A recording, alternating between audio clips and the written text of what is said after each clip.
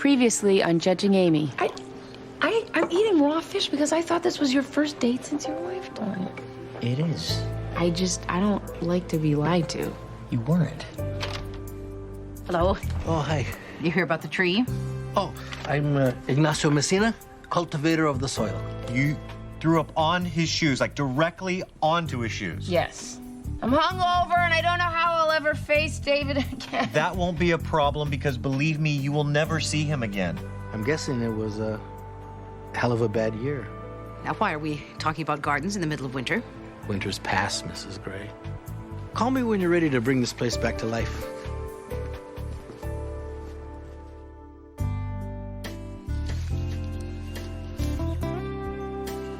Yes, this is Maxine Gray leaving a message for Mr. Messina. Mr. Messina, you removed my limb. On my tree. Of course, it wasn't a limb on my body. Anyway, I liked your bulbs. I mean, what they're going to turn into, the pictures in the catalog that you left me. So, if you could please give me a call. Oh, my number is 555-0162. And did I say that this is Maxine Gray? Well, I bet you could have figured that out unless you've been removing limbs and showing bulbs all over town this week. Anyway, that's entirely possible. And so, goodbye then. What was that? I was leaving a message with Mr. Messina, The tree guy? the landscape designer. Is the landscape designer in the CIA? Mom, you're out here in the middle of winter on your cell phone, hiding. You sound so nervous you're goofy, and you're talking to the tree guy? The landscape designer, which, by the way, is a tree guy with a big ego. Amy, how long since you've looked at this yard? The garden looks as if the person who was taking care of it has died. Well, newsflash, Ma, it's winter. It's when things die. No, winter is when plants sleep. We have a brown evergreen. It's not a good sign. We just have a few bad spots. I mean, look at this little guy. He's thriving. That little guy is a weed. Okay, here's what I don't get. What jerk decided that vines that grow easily are called weeds and you have to pay somebody to pull them up? Amy, I know I sold you this house, but I'm taking back the yard. What? I'm reclaiming the yard of this house. Because clearly you know nothing about water or vitamins or pruning or ordering bulbs before it's too late. Well, there's a good reason for that. Which is? That some people are born to garden and some people are born to not garden. That's precisely my point. Fine. Okay, fine. You win. The dead yard, it's all yours.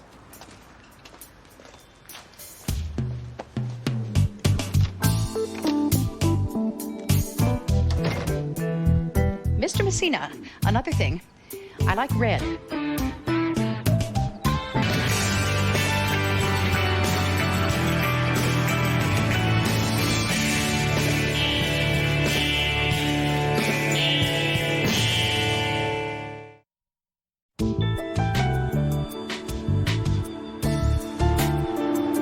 Judge Wells, I'm thoroughly confused. Do you want me to run through it again? Let me try.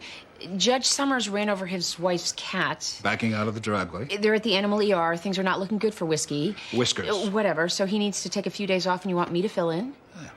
You don't seem to be confused at all. The confusing part is why you would come to me with my record in the criminal court. We've talked about this. Yes, but I don't have the resources to eliminate you from the pool of judges available to fill in emergency slots in criminal.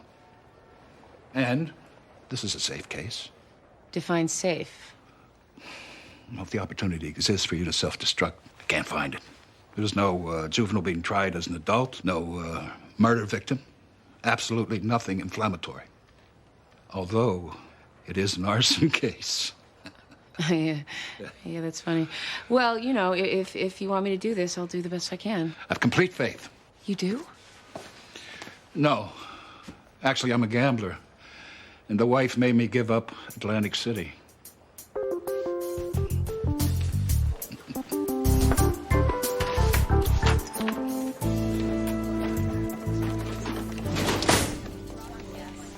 Morning, Maxine. I'm still waiting to hear on the Estrada ruling. And do you remember... What are you doing? I am looking for my car keys. I think I may have thrown them away. Accidentally or in a fit of pique? Have you seen any fits of pique coming from this corner this morning? I'm not sure I'd notice anyone unless you set the corner on fire. Hey, do you remember a boy named Darwin Thompson? Darwin Thompson. I was his caseworker 2 years ago when he was in foster care. He had just moved home with his single mother when he assaulted a teacher. Stitches were involved, 7, I believe. And Darwin was sent to the Connecticut Juvenile Training School. And yet you don't know where your car keys are. Irony's never lost on me, Sean. What is the problem with Darwin? Has he threatened to guard again? No, he's due to be released, and the parole staff is waiting for a recommendation regarding placement. Well, if you can find a foster family who will have him, that would be the best bet for him. And the second best would be a group home. Darwin's mother wants him to come home. Darwin's mother, who was staying away for weeks at a time with her boyfriend, leaving Darwin alone with a key around his neck and a cabinet full of canned ravioli. Well, she claims she's new and improved. I need your gut. Sean, for the sake of your social life, please know that not all women would be flattered by that statement. I will go as soon as I find my car keys. Thank you. Maxine? Thank you. I will absorb the cost of the milk that I bought this morning, and the unidentified lavender substance is Kimberly's. Well, I don't care how it bodes. Look, raw fish and hot wine are a stupid combination that I didn't invent, and I told him that... I've continued most of your cases, and the rest I've managed to put on other dockets. Thank you. Bruce, one quick question. If, say, a woman ruined a man's shoes on their first date, what are the chances he'll ask her out again?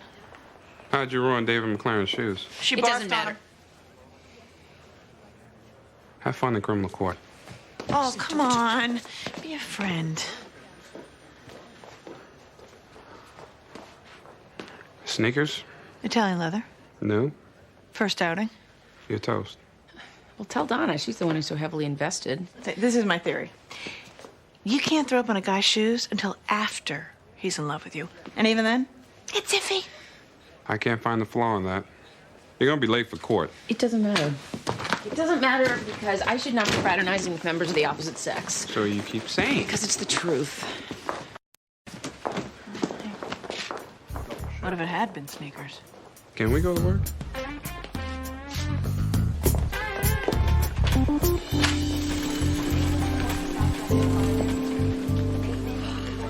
Heather, Stranger. what are you doing here? I missed you. I left you a couple of I messages. haven't even heard them. I've been here for the last 24 hours, and the end is not in sight. Remember those days? Oh, sorry.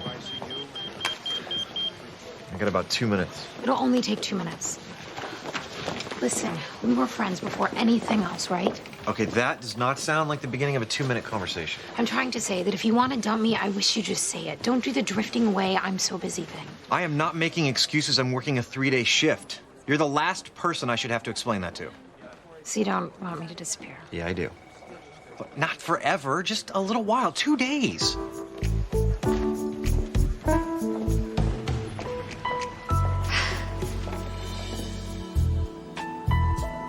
Darwin has not had an easy time here, Mrs. Gray.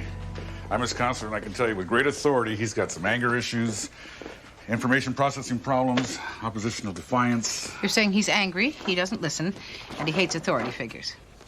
Are there many young men in here who don't share those problems? No, but most of them have had the self-restraint or the good sense not to get into fights while they're here. I see nothing here that says Darwin instigated these incidents. No, but he is the first to escalate. And everyone here knows you push Darwin, he'll knock your teeth out. Mr. Avolio, as Darwin's caseworker, I'd like to know what you recommend regarding Darwin's next placement. Well, you can place him wherever you want to place him. In 6 months, he's going to end up back here anyway.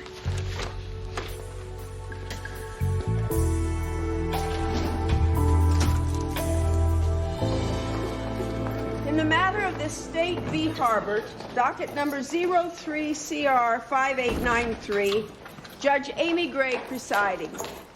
All rise.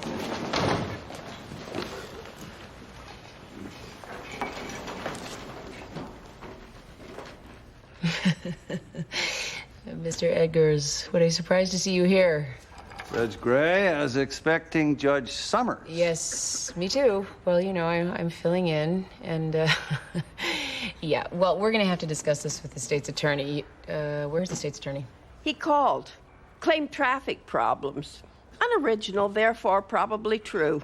He'll be here in a few minutes, I would think. Court's pardon, I called from the road. 6-car pileup. Asylum Avenue was just crazy.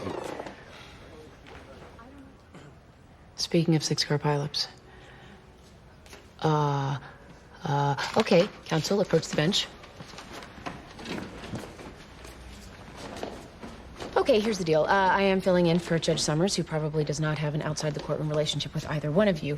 I, on the other hand, have known defense counsel Mr. Edgars for a period of 15 years. I haven't seen him in 5, maybe, but he is my ex-husband's best friend. Was. We're no longer. Oh, really? Oh, we'll have to talk. After the case, I mean. Anyway, just to keep things interesting, Mr. McLaren and I are, Oh, I don't know what we are. We have pubescent children who have a relationship that we find troubling and attention-worthy. We shared one dinner that did not go well, and footwear was destroyed. Okay, that's it. Any questions? Is my footwear safe? Don't feed her any sushi. Any other real questions? No. No, Your Honor. Okay. Well, in neither case do I find cause for bias. However, if either one of you is uncomfortable, I will recuse myself. The defense has no problem, is thrilled to be in Judge Gray's court, and is ready to proceed. The state is equally thrilled, Your Honor. Okay, gentlemen, let's proceed. Back to your seats, and Marshall, you can let in the jury.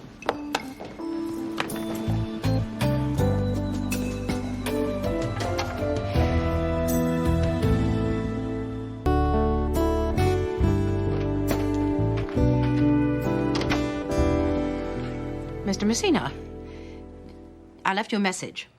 Yes, I know. That's why I'm here. I'm sure we could do this on the phone. Well, you don't seem to be very good on the phone. Your limbs, my bulbs. Well, I'm usually very good on the phone. It's a large part of my job, and I was having a bad phone day. I see.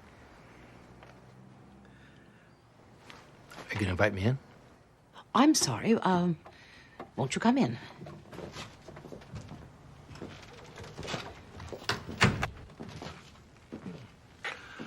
Who lives here? Myself and my daughter and her daughter, Lauren. She's 11. Ah, well, that explains it. Explains what? The confusion. If I were more polite, I would say the blend. But it seems as if this room was thrown together by warring nations. Well, that's not altogether incorrect. I have marked some pictures in the catalog you left. Shall we look at it? Did you dog ear? Yes. Well, that'll do.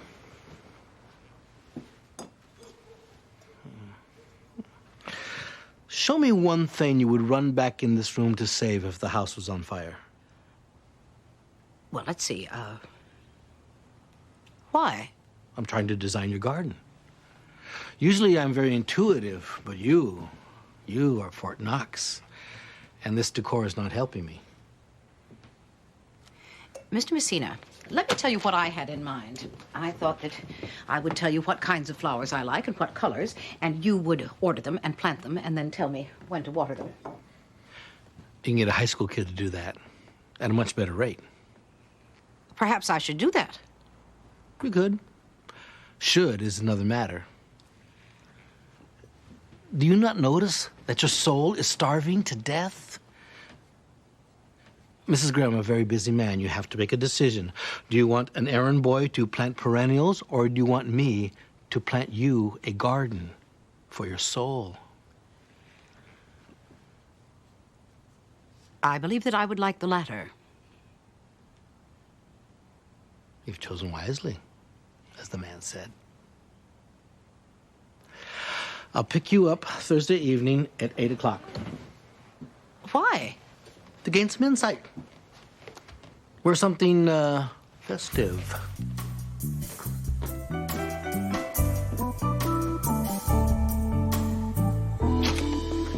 Ta-da! Ow!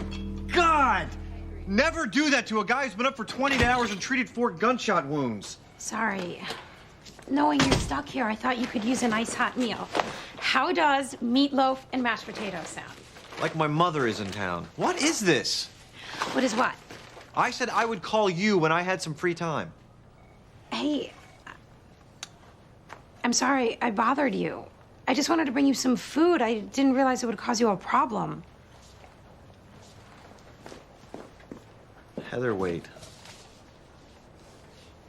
I'm sorry. I am very tired and dumb. That was very thoughtful. Thanks. I'll get out of your way. Enjoy your meatloaf.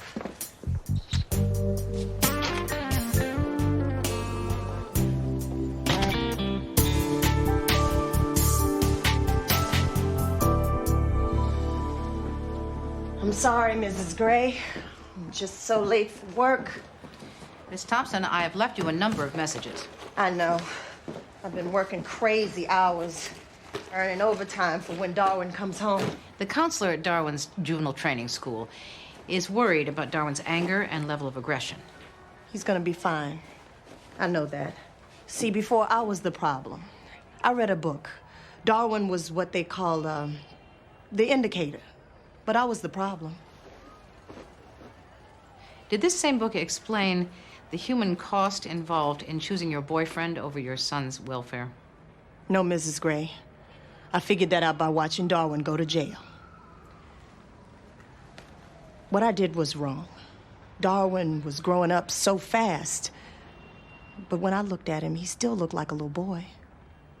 All those boys did, even when they got bigger and meaner. If Darwin is allowed to come home, what will be different? Oh, I know what to look for now.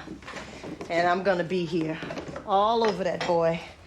And I talked to my boss, cutting back my hours at work. With a growing 15-year-old boy at home, won't you need that extra money? I got Darwin a job at the restaurant.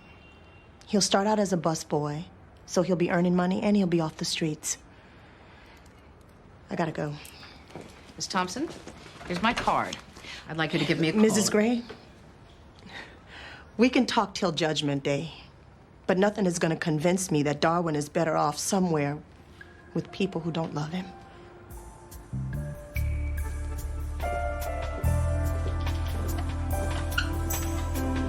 There had already been 3 suspicious fires, houses under construction at the Valley Pines estate. So we set up a surveillance unit outside of the construction site at 22 Tranquility Lane. Now, you testify that you saw my client, Thomas Harbert, standing on that property. Were you aware that he lived in the neighborhood? No. We just thought he shouldn't be sneaking around at 2 o'clock in the morning. Your Honor, could you please instruct the witness to simply answer my question? Yes, Detective, this is not your first stance. Consider yourself warned. Yes, Your Honor. So, you arrested my client for arson because he was on the property and he had what? Can of gasoline? No. Pack of matches? Objection, Your Honor. Badgering. Overruled. Detective Farber, did my client have anything on his person that could be used to ignite a fire? No, but he could have. Detective. No, he didn't. No further questions, Your Honor. Redirect, Your Honor. Mm-hmm. Detective Ferber, you testified that you saw the defendant using a can of green spray paint to write on the sign that was posted on that property, right? That's correct. And this posted sign was put there as a plea from the property owner not to burn the property. Objection, Your Honor. Characterization, Mr. McLaren's opinion is not relevant. Your Honor, that sign has already been entered into evidence. Sustained. Interpretation should be saved for summations. Would you please tell us what the accused was writing on that sign? To be interpreted during summation. You cannot control pure hearts. CLNL. CLNL. The Coalition to Let Nature Live. It's a known eco-terrorist group. I agree with them. Doesn't mean I set any fires. Mr. Harbert, sit down. Detective, can you tell us why you're skeptical of the defendant's story? That he went down to Tranquility Lane at 2 o'clock in the morning with a can of green spray paint in 20-degree weather to exercise his constitutional right to free speech. That's all I did. And it's not illegal. Mr. Eggers, go ahead, Detective. Like you just laid it out, it didn't smell right. Meaning, he gave you a story that someone would give you if they were on the spot at 2 o'clock in the morning when they weren't prepared with an alibi and it came out 12 kinds of stupid. Objection, Your Honor. Leading the witness and doing what he does. Sustained, Mr. McLaren. Yeah. Dial it back. Yes, Your Honor.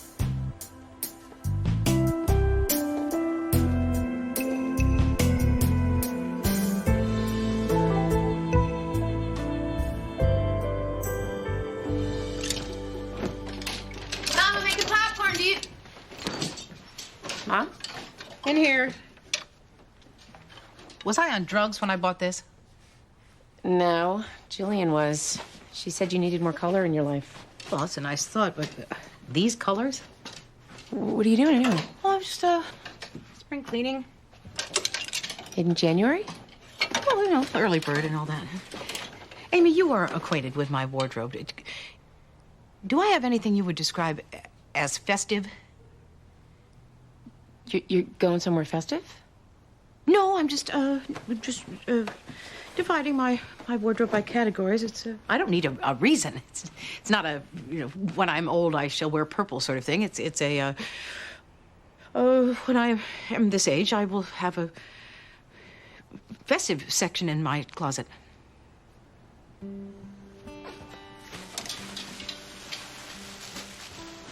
This is your festive section.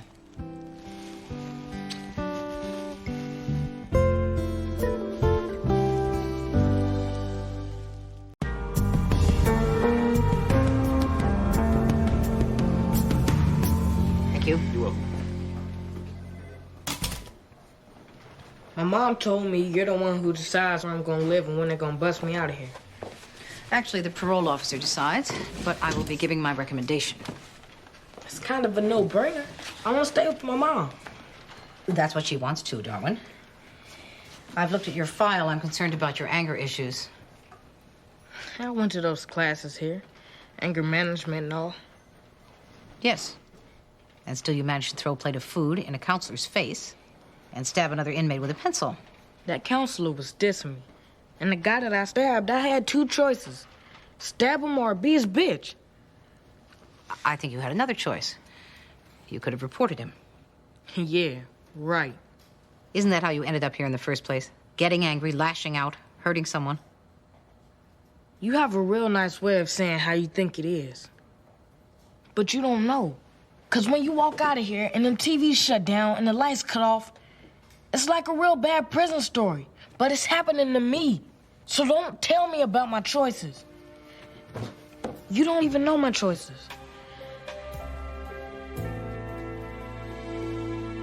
Sincerely? See you around? Keep your feet away from drunks? What? I think just Amy. You got a minute for kitty court? You need to sign this continuance. Of course. Tell me you didn't go out and buy him a new pair of shoes. Well, you're Mr. Principled. It was the right thing to do. If you're replacing property, not if you're trying to get him to ask you out again. It's not... You're not... Judge Gray did indeed buy the shoes to replace destroyed property, and she wrote a note explaining that. And she is now officially finished with all members of the male species for at least 6 months. I made that last part up. Well, it's true. No, I'm done with men forever. I'm especially done with David McLaren and his enigmatic eyebrows. David McLaren does this thing with his eyebrows that she finds annoying, especially when he's trying a case in front of her, which he currently is. Isn't that a problem? No, because the best man for my first wedding is the defense counsel. Surrounded by friends. What a fuzzy feeling. Bruce, you're a guy. Translate that eyebrow thing. You know, as much as I enjoy discussing David McLaren's eyebrows, I feel the testosterone beginning to leak out of my ears. You're gonna be late in 2 minutes. Oh, hell. Hey, listen, would you do me a favor and just give this to his receptionist? Should I ask her about the eyebrows? No!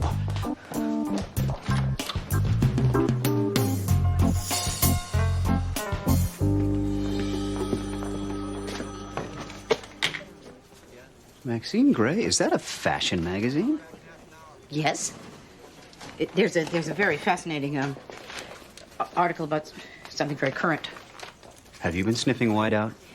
Sean, if you asked me to go someplace with you, and you told me to wear something festive, what would you have in mind? I cannot fathom a safe way to answer that question.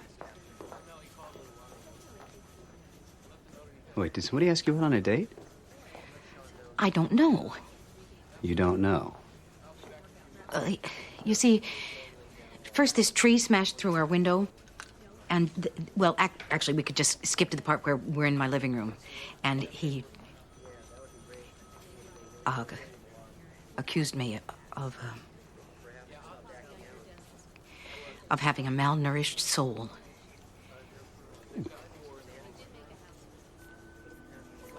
I have an appointment to go to.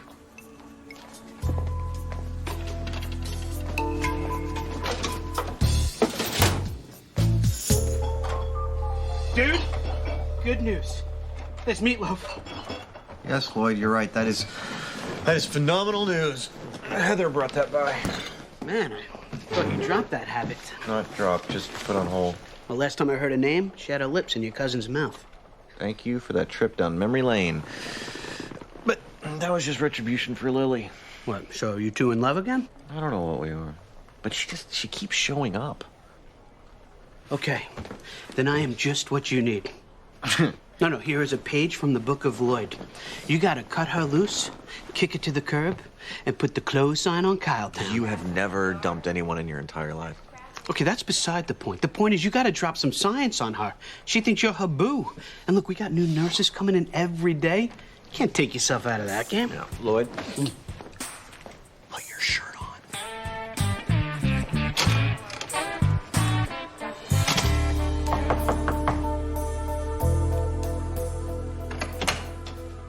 Mrs. Gray, hi. I'm sorry. I'm on my way to work again. That's all right. This won't take very long.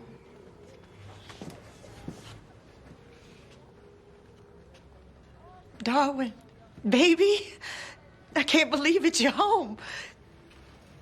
Yeah. I'm home.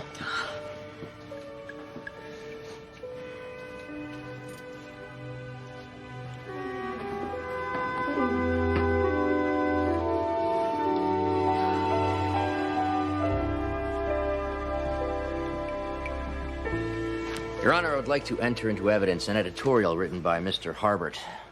We who have built modest homes at the edge of the forest must stop the pigs who care nothing for the sanctity of this land. We must sacrifice anything, everything to save this blessed space. And those who stand against us will pay deeply and dearly.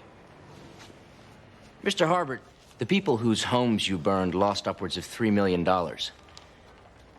Was that dearly and deeply enough for you? Objection, Your Honor. Presupposes guilt. Argumentative is standard bag of tricks, like I said before. Your Honor, the standard trick here is to accuse me of having standard tricks. If you were here all the time, you'd see that. Attorneys, approach the bench, please.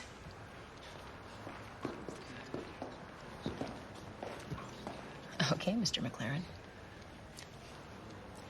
I'm sorry, Your Honor. No, I want to hear the everybody picks on me speech.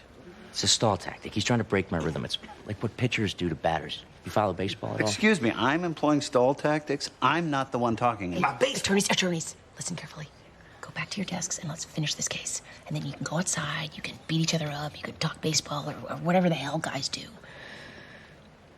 Go. Mr. Harbert, let's pretend for the purpose of argument that I buy into your preposterous story. Your Honor. Your story about which I have absolutely no opinion whatsoever. The part that gets me is why would a self-respecting, law-abiding, eco-terrorist impersonator such as yourself go to the lengths... Objection! Grounds? I don't know. Snidely-ness. How can you not see Lawyers, this? approach the bench. Mr. Eggers, bear with me for a moment. Mr. McLaren, you're an envelope pusher and you know it. You are being especially obnoxious today. I'm not exactly sure why. I hope you're not trying to take advantage of our alleged friendship, because sitting here right now, I don't care if our kids are cavorting. I don't care if you pay for coffee and sushi. I don't care about your shoes. You're just another attorney in my courtroom. And if you don't shape up immediately, I'm going to rethink my original position regarding the prior relationships with both of you, and I'm going to declare a mistrial. And you don't want that, do you? No, Your Honor, I don't. Mr. Eggers, anything? No, Your Honor. Get back to work.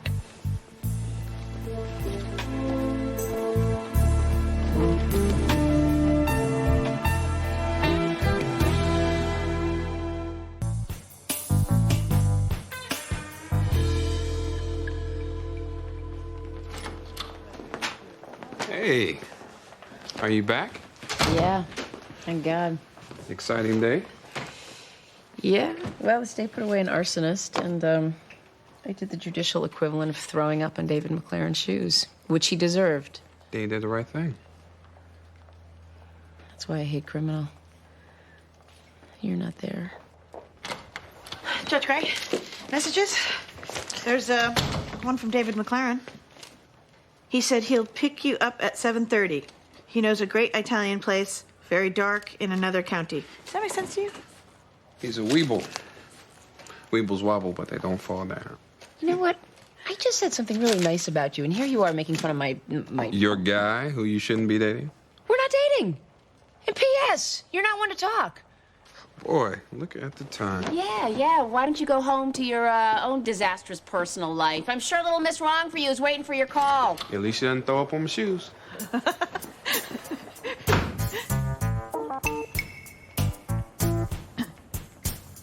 So funny.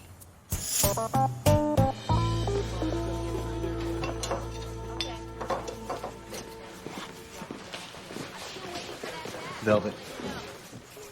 What? Velvet's festive. Elegant festive. Winter festive. And it's nice to the touch if any touching were to occur. Why, Sean? Okay, see, that's why I didn't want to answer you in the first place. Maxine, line 3. Maxine Gray. Yes, Darwin, what is it? All right. All right, calm down. I will be there. What was that? Darwin Thompson, he's sounded agitated, wants me to come over right away. Do you want me to go with you? No. Call me.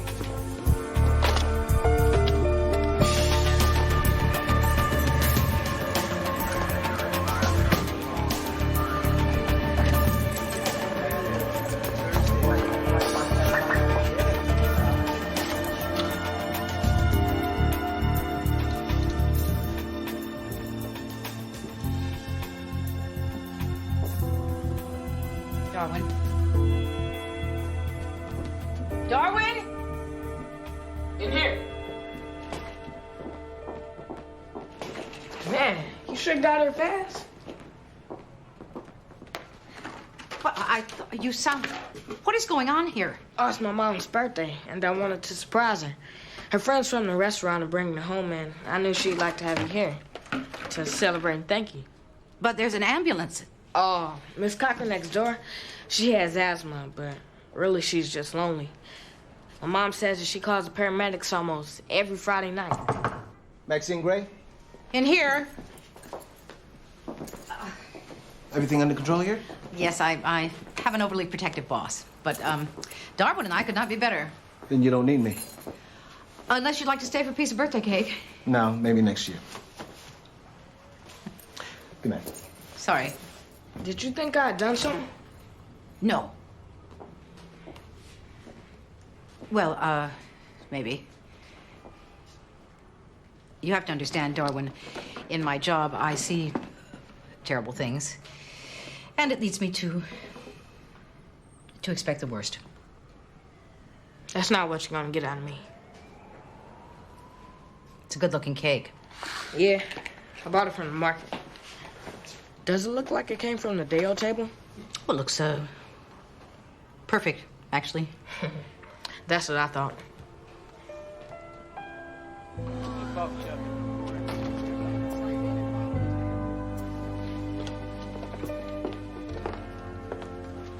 Are you kidding me? Short notice. I know. I'm sorry. But like you said, I was particularly obnoxious today. You're not angry with me? For doing your job? Just for the record, I was only this much more obnoxious than usual. Well, that's too much.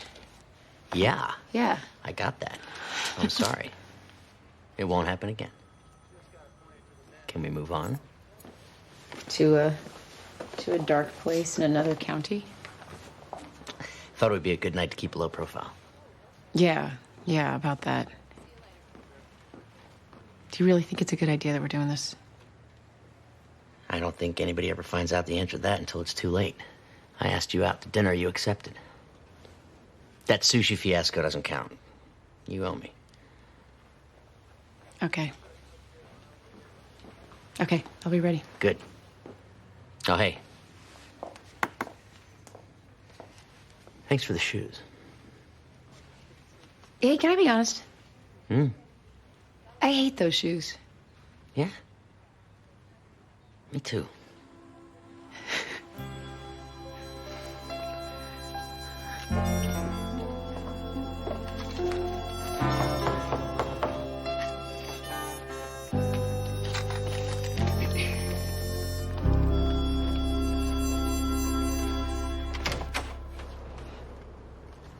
Mr. Messina. Mrs. Gray. Perfect. You're right on time. I appreciate punctuality. It's a dying courtesy, don't you find? Well, are you ready? I'm ready to go wherever. Well, then let's be off.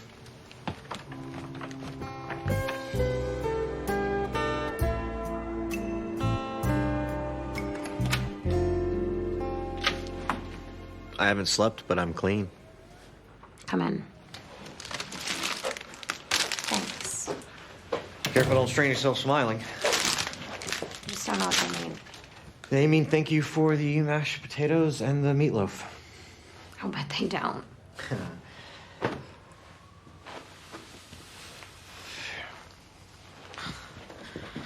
I already don't like whatever you're about to say. Well, that's not possible because I don't know. Look, if I were following the big book closely, I would not be associating with, much less dating, my former drinking buddy. I hate that book. I know. And that's our second problem. Everybody should just be glad I'm not ingesting anything stronger than diet soda. And get off me with the rules and books. Breaking rules is one of my addictions, and I am never going to be a textbook anything. And see, that's our third problem. What? You get that feisty look in your eye, and then you do that thing with your voice, and then I don't give a damn about rules number 1 and 2 anymore. So what if for tonight we just concentrate on problem number 3?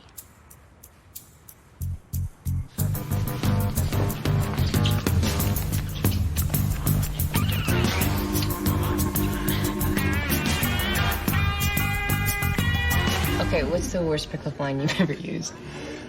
The worst successful one? Unqualified. I'm sure I wasn't sober enough to remember. How about the one I couldn't believe worked? Do you believe in love at first sight, or do I need to walk by again? Oh, wow. Yeah, I bet that led to a meaningful relationship.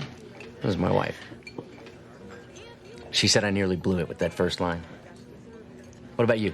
What's the worst line anybody ever used on you?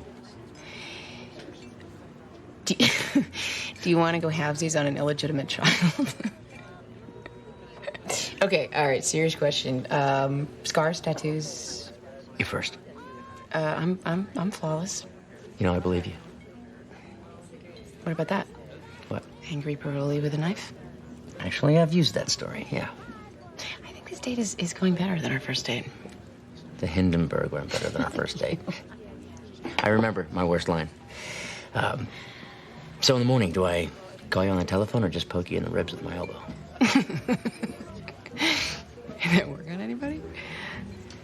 Not yet. Okay, what's next? Coffee? Dessert menus? Check, please. Your call. Coffee, dessert menu? Good call.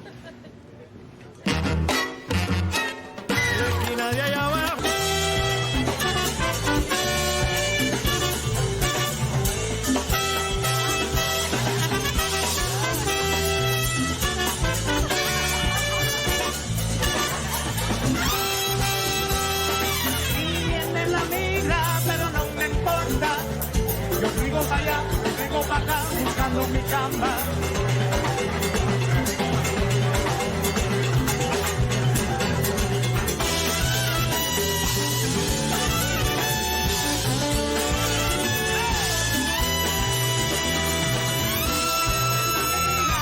No me importa, yo vivo para allá, yo vivo para acá, buscando mi chamba.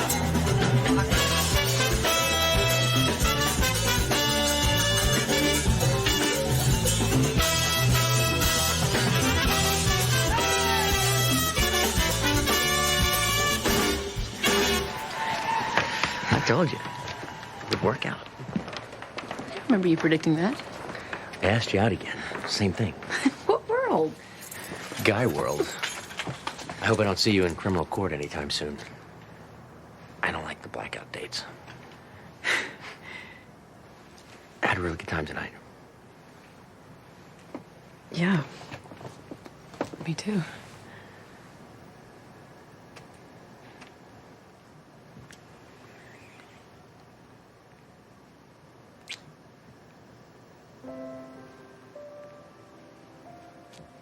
Good night.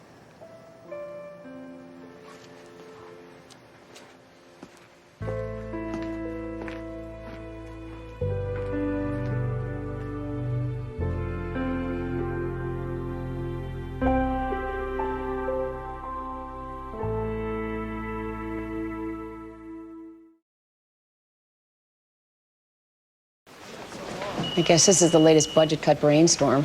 Close all metal detectors but one. You could just give everybody guns and holsters and save a lot of time and money. Well, shall we become intimate with today's docket? Or you could stand a little closer to me and make your boyfriend jealous. Please step through one What at boyfriend? a time. Get to everybody, one at a time, please. How was he my boyfriend? You went on a date? We had coffee. You went to a restaurant, sat in the booth, he paid. You think that wasn't a date? It wasn't. We met up at a school thing. We had coffee afterwards, and no universe is at a date. Why is he looking at you like, yes, sir, that's my baby? Okay, you know what? I'm gonna nip this in the bud right now. No bud nipping time like the present. Watch me. Excuse. Judge coming through. Thank you. Morning. Hi. They ought to have an express lane. People with 12 motions or less. That's fun. Anyway, I want to thank you for the coffee and stale bun cake the other night. That was fun. Yeah. Well, that's kind of what I wanted to talk to you about. Place your bag on the counter, sir.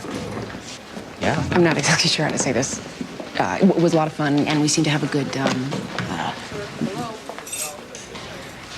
rhythm or something. But I'm just nowhere near ready to date.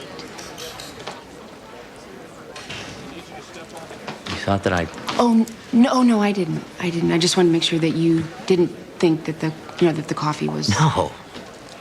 Coffee was coffee. Right. I need you to step over here, sir. Coffee. Not that I didn't really enjoy having bad coffee with you. Okay. Well, I'm glad we got everything cleared up. I mean, not that there was anything to clear up. Right. I mean, if I were to hit on you, I'd at least wait until Stu's kilt came back from the cleaners. Move forward, please. One at a time. Oh, by the way, this,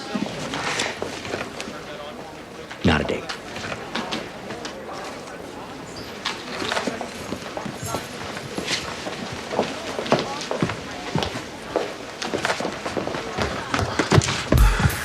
So, how'd it go? You're dead to me.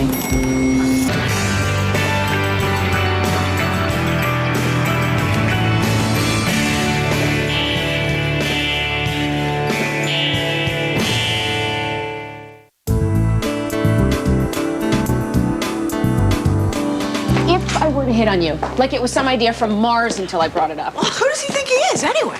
I mean, in my opinion, that blue-eyed, chiseled-jawed, great physique in a perfectly tailored suit thing is overdone. Even if he does have great lips. Hazel. What? His eyes are hazel. I'm a judge. I look at lawyers in the eye. How did he manage to make me feel rejected? I don't want to date him. I left a perfectly nice man at the altar 3 weeks ago, for God's sake. I'm just not used to a guy joking about how he doesn't want to go out with me, and I want to know what the hell that's about. Well, the guy was not interested in you. For some reason that defies logic. You set me up. I just try to give you a normal guy's perspective. He said if I were going to hit on you. What does that mean? I believe we covered this.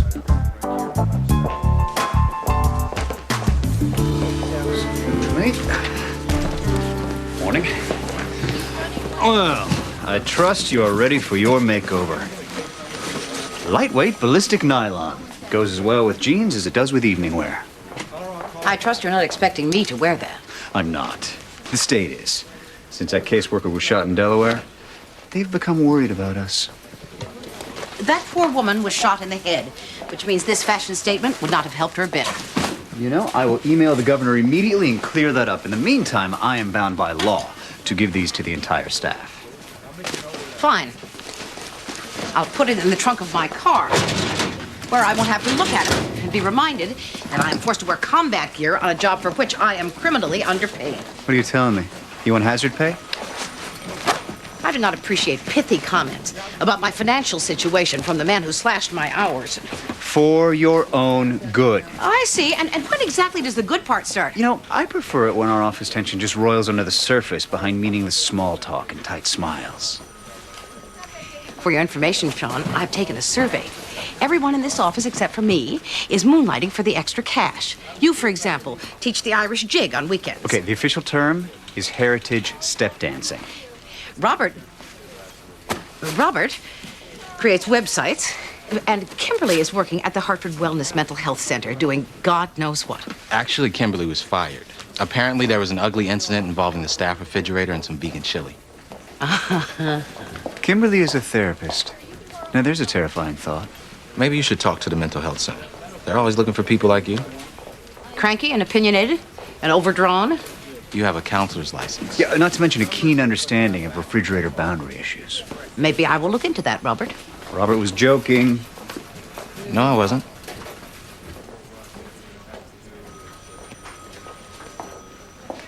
Maxine, when I suggested therapy, this is not the side of the couch I had in mind. And I did not cut your hours so you'd have the time to go find work on the outside. You are supposed to be taking it easy. Sean, it is your prerogative to give me free hours, but you may not tell me how to spend them.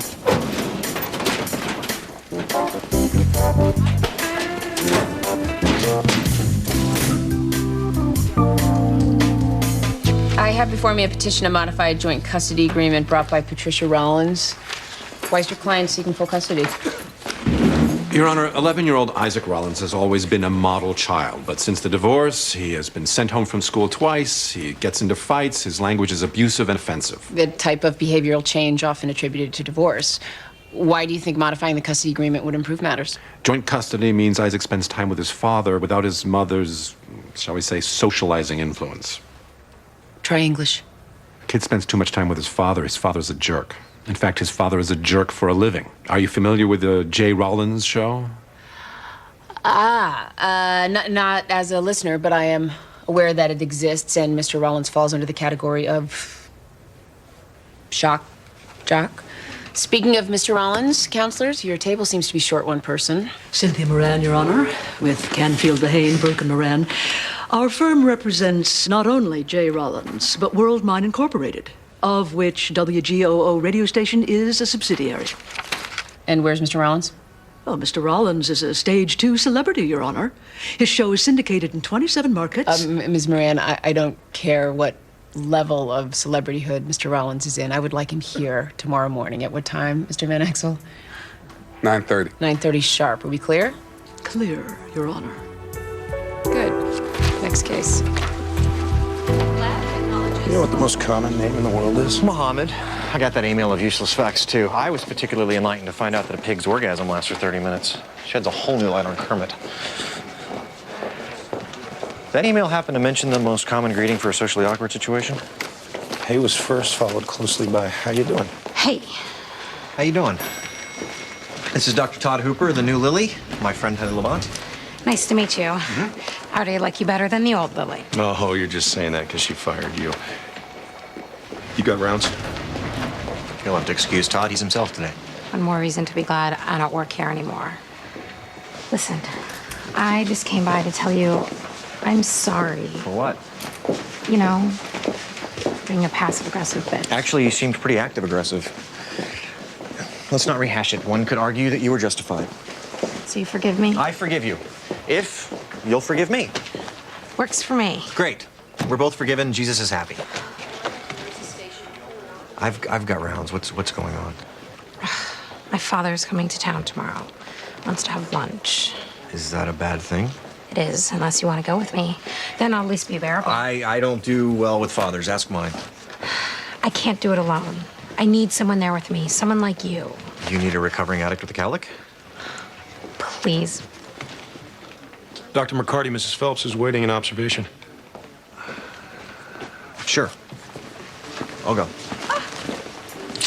You're a lifesaver. I'll call you about where and when.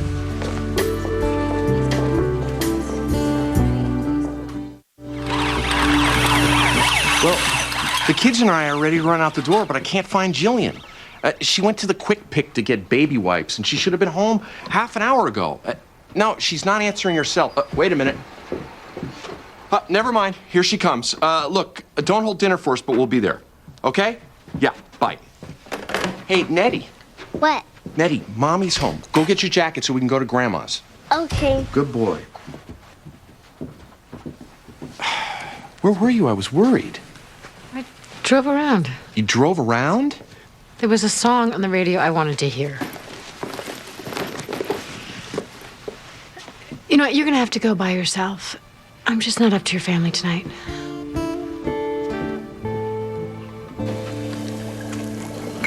Okay, who was the first person to ever look at one of these and decide there's something in there worth fighting for? I don't know, but I bet it was a man, and I bet he wasn't going to do the work. Artichoke. First man to ever say all this needs is lemon butter. Okay. Hypothetical question. You see me at a bar, and, well, I'm not your cousin. Hello, family. Hey, Ma. Hey, Maxine. Okay, so you're at a bar. I'm not your cousin. What do you take me for, a Jets fan or a Giants fan? Is this a trick question? What are we having? Chicken Amy. Well, if no one wants to put their name on it, that's not a good sign. Looks like chicken. Yuck. Who's at the table? It's not my turn. It is if I say it is. Ooh. You will never guess what I'm doing tomorrow morning. I'm going on a job interview. You have a job. Well, since Sean has seen fit to trim my hours to give me time to reflect on my recent misbehavior, I'm going to spend my free time earning a little extra money. Doing what? I'm going to use my MFC credentials. You're going to be a therapist? If all goes well, I'm going to hang out my shingle tomorrow at the Hartford Mental Health Center.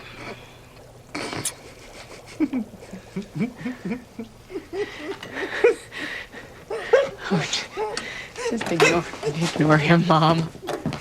I think it's great, Mom. I think it's a very courageous thing to do in an out there kind of way. I suppose this is about as much support as I could expect. Come on, Mom. You just surprised us. You didn't give us any warning. I think it's great. I do. You give a lot of free advice anyway. Why not make some mattress money? Aunt Max, I'm sorry. I think you're going to do great. Put those glasses on the table. Don't bother setting a place for me. I'm not very hungry.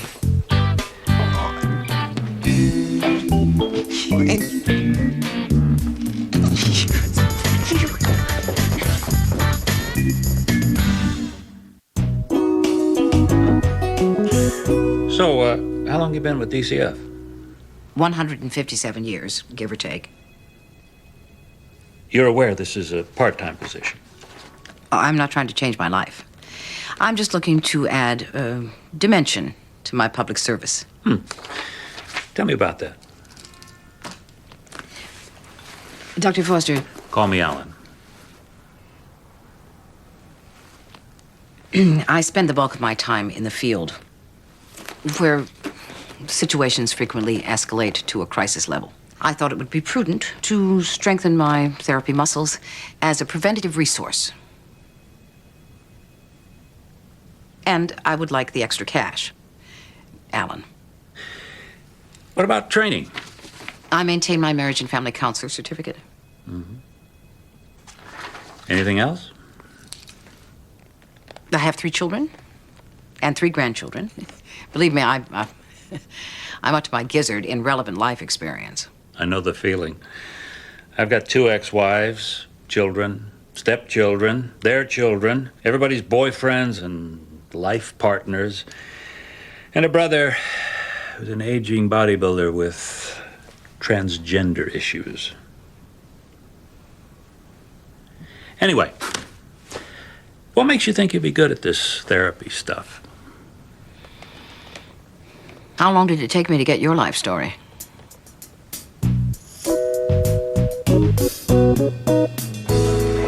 Jay's turned Isaac into a monster. Changed his personality. He's rude. He's crude. He makes terrible remarks to his female teachers. He defies me all the time. Calls me names. It's called puberty. Buy a parenting book. Mr. Rollins. I had to put on a best of tape because she forced me to come down to this little circus. I forced you to, Mr. Rollins. At this time, Your Honor, we'd like to play an excerpt from a recent Jay Rollins show. Your Honor, we renew our objection to allow this tape into evidence. Renewed and overruled. Play the tape.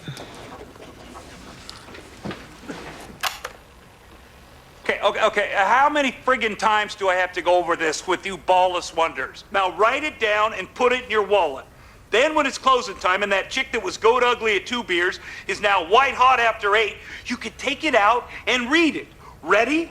I, a J. Rollins Battalion member, will not boink, bonk, hump, nail, or otherwise engage a single mother ever. Single mommies are simply sluts who popped out another guy's kid and want you to pay for the braces and the schools and the birthday parties at Chuck E. Cheese. They want to get in your shorts because that's the fastest way into your wallets. Got it? End of story. What? Like I'm the only guy that thinks like that? Why else would I have such a big audience? Am I right? Am I right? Your Honor, the Jay Rollins show is irrelevant to this case. Altering the custody won't keep Isaac from hearing the show. If he was any kind of a parent, he'd tell his son not to listen to him. Do you tell your kids not to watch lawyer shows? And by the way, did the First Amendment get repealed while I was taking a nap? And notice I said nap instead of something to rhyme with nap, just to show you I can censor myself? I appreciate the gesture. Now show me you can stop talking. Your Honor, Jay Rollins has been an exemplary parent. In fact, Patricia Rollins has been violating the existing custody agreement. Objection, complete falsehood. Patty, tell him. Tell him how you and Isaac are conveniently gone when I come by to pick him up. Ms. Rollins? Once Isaac went camping for the weekend with a friend. I forgot to tell Jay. And another time we got stuck in New Haven when my car broke down. You don't think the judge has time to hear about the other 657 times you weren't there? Hey, Mr. Rollins, I told you to stop talking. Just for the record, Your Honor, are you a single mother? My personal life is none of your business. Aha, I knew it. We got a mistrial, am I right? Recess, Your Honor. Am I right? That's a great idea.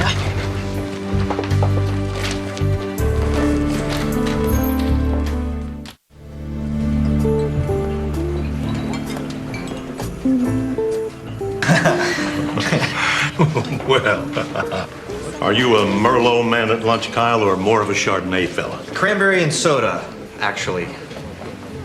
I don't drink. Where did you find a doctor who doesn't drink? He's 1 in a million. Well, then you better hold on to him. I'm working on it. So, my daughter tells me this is pretty serious. Daddy! It's not unserious. It's a little undefined at the moment. It's okay, honey. I told him.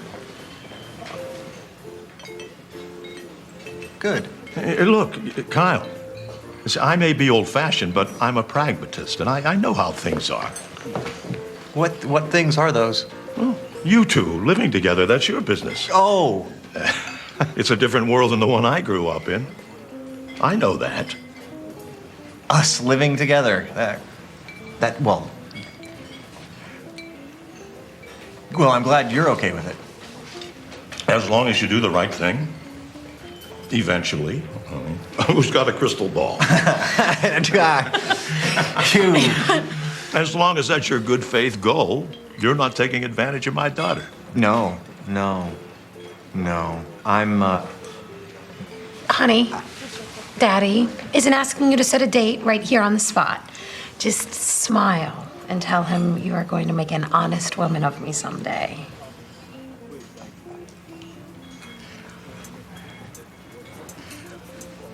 Mr. Labonte, I can assure you, I am going to make an honest woman of your daughter in the very near future. Well, let's not wait for the drinks.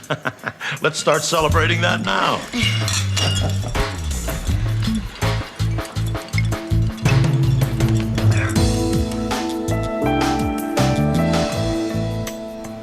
The hair started to go south around the same time as the tech stocks. The portfolio was the next to go. I see. I used to have this big blonde mane. I was the Rod Stewart of the Hartford Smith Barney. Biggest producer in the office. Point guard of the company hoops team. Till I snapped my ACL, which is when I started putting on the LBs. And the whole sleep apnea thing started. Anita said it was like sleeping with a pilot whale. Those sound like medical problems. Anita said the medical stuff was symptomatic of the fact that I felt trapped in the marriage. So she set me free. She ended the relationship. It's like everything that defined me is gone. The hair, the portfolio, the Porsche, the trophy wife. Plus, she won't let me see Abby. Your daughter. Our Shih Tzu. That might sound silly to you. But when you don't have kids, it's hard.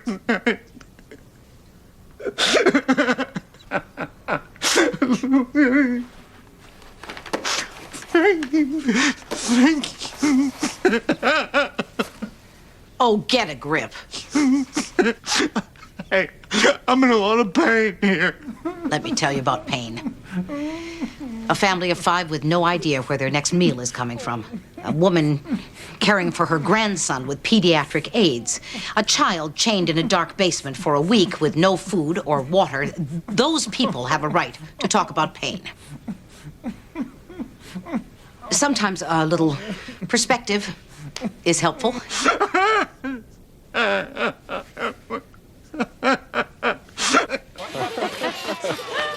Oh, yeah, I know. Oh, and those nights when all you want to do is curl up with a glass of wine and a good book. Yeah, but Bob the Builder's missing his hammer. Yeah, and that Winnie the Pooh book isn't the right Winnie the Pooh book. And the Dora the Explorer book you thought was in the car is actually behind the dryer. But you won't know that for 3 more days. Yeah. And all you want to do is have an adult conversation for, like, maybe 5 minutes. And you wonder, am I still capable? And then all of a sudden, there you are having one, like now. Yes, like now. Hey, Jillian. Oh, Peter, hi. Oh, it's my Peter, husband. Hi, Matthew. Hey, hope I wasn't interrupting. No, we were just talking. Kids, you know.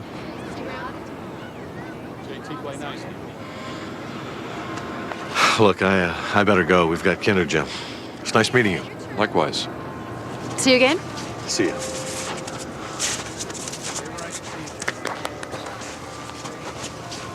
Yeah. Seem like a nice guy. He's here a lot. He's easy to talk to. And I'm not? Did I say that? Ned! Ned, honey, let's go. It's been a while since I've seen you laugh like that. Well, why don't you just say what you're trying to say? I'm not. I'm just talking. Okay, here's something I'll say. Why did your good mood leave with what's his name?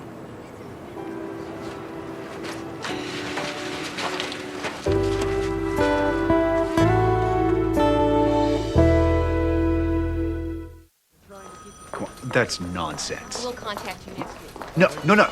Don't you tell me the law. I know the damn law. Where have you been? Oh, really? You want to get into a pissing contest with me, Leo? You'll be doing it in court. Leo Ahern, or Jackass, as I like to call him. Good morning. I need a couple of hours off. I just gave you half your hours off. I'm trying to establish a client base at the mental health clinic. Once they have come to love me and realize they can't imagine life without me, I will rearrange their standing appointments to meet with your approval. Maxine, there's a reason that they call it moonlighting instead of middle of the day lighting. Where are you going? I haven't given you an answer yet.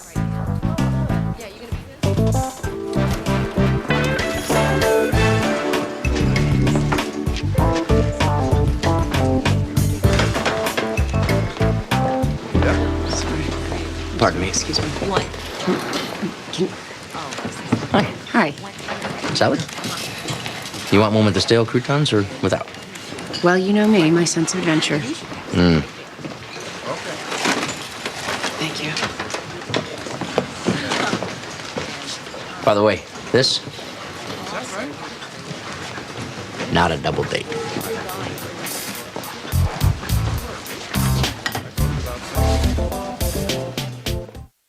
Isaac, when you and your dad spend time together, what kinds of things do you do? Just hang out.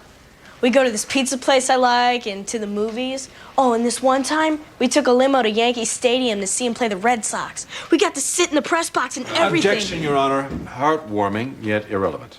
The time he spends with his father is irrelevant in a custody hearing? Overruled. But, Ms. Moran, please spare us the next 5 Norman Rockwell portraits, if that's what you have planned. If the court will trust me that they exist, I have nothing further, Your Honor. Mr. Waters? Isaac, when you told Brenda Collins, your vice principal, that she should get back to the kitchen or the bedroom where she would know what to do, what did you mean? Nothing. You were quoting your father's show, weren't you? So? People quote their favorite TV shows all the time. What about when you told your mother, back off, bitch, before I go loco on your ass? Your Honor, can we get back to the custody hearing? Nice try, Ms. Moran. Answer the question, Isaac. Well, I was mad. Kids get mad at their parents. I mean, there's no law against that. Am I right? Am I right? Isaac, how do you feel about single mothers? Your father doesn't think that much of them. How about you? Your Honor. It's my courtroom, Ms. Moran. I don't know. I'm just a kid. I mean, I know they're always trying to, like, trap men and get all their money.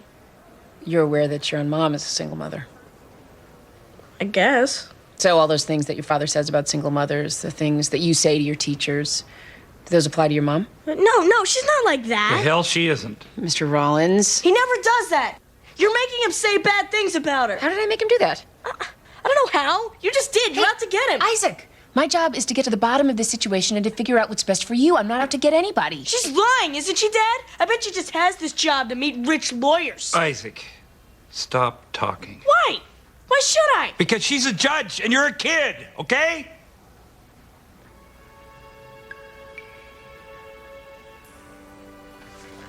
I'm sorry.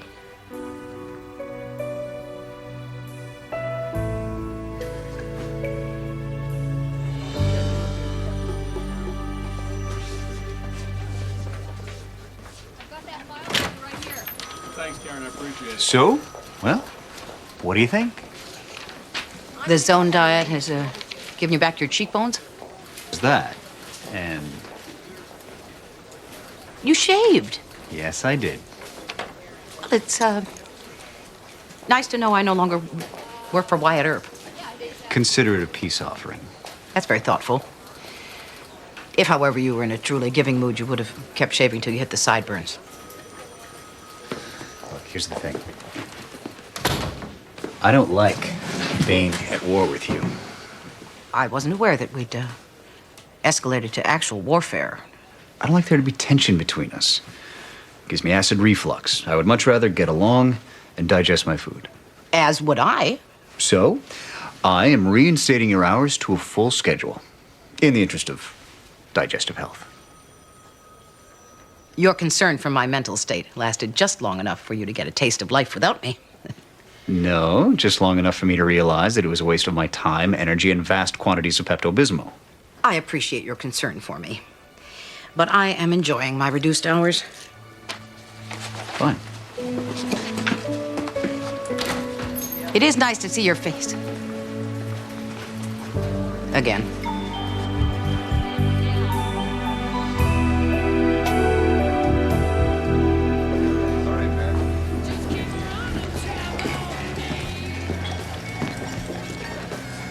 I can explain. That would help. I feel like I'm always asking for your forgiveness. Nothing wrong with that as long as you don't do anything that's unforgivable. So have I? I guess that depends on why you did it. I should have warned you. I was going to, but I didn't think he'd bring it up.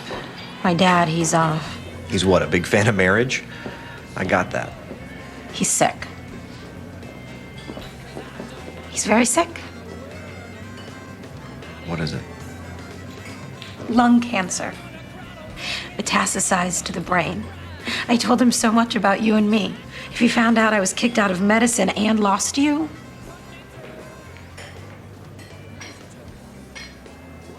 he doesn't even live here. Can we just let him keep thinking that I'm a doctor and I'm gonna marry a handsome non-drinking doctor and make a bunch of little doctors?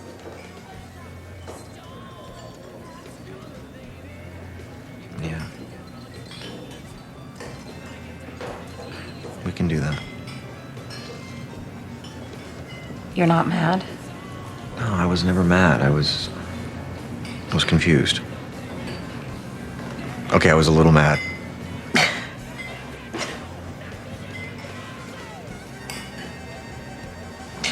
So, you probably need to be getting home or something. Eventually. But I like where I am now.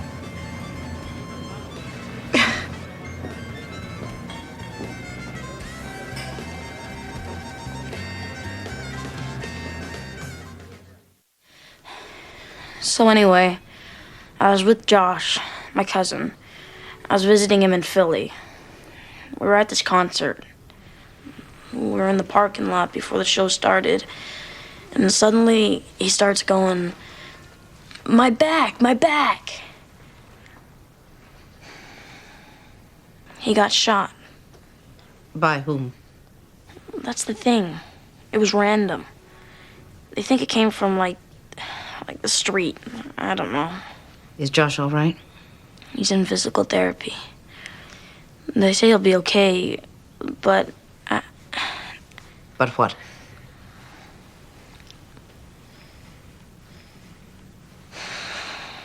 you know, he'll be okay until next time.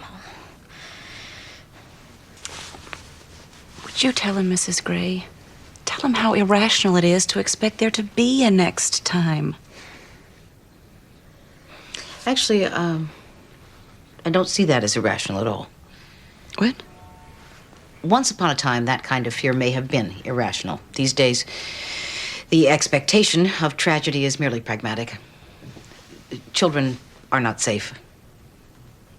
In schoolyards, in fast food places, office workers in tall buildings cannot enjoy their morning coffee or the view without fighting a sense of dread. Hell, applying for a job on the 90th floor takes a by-God hero these days.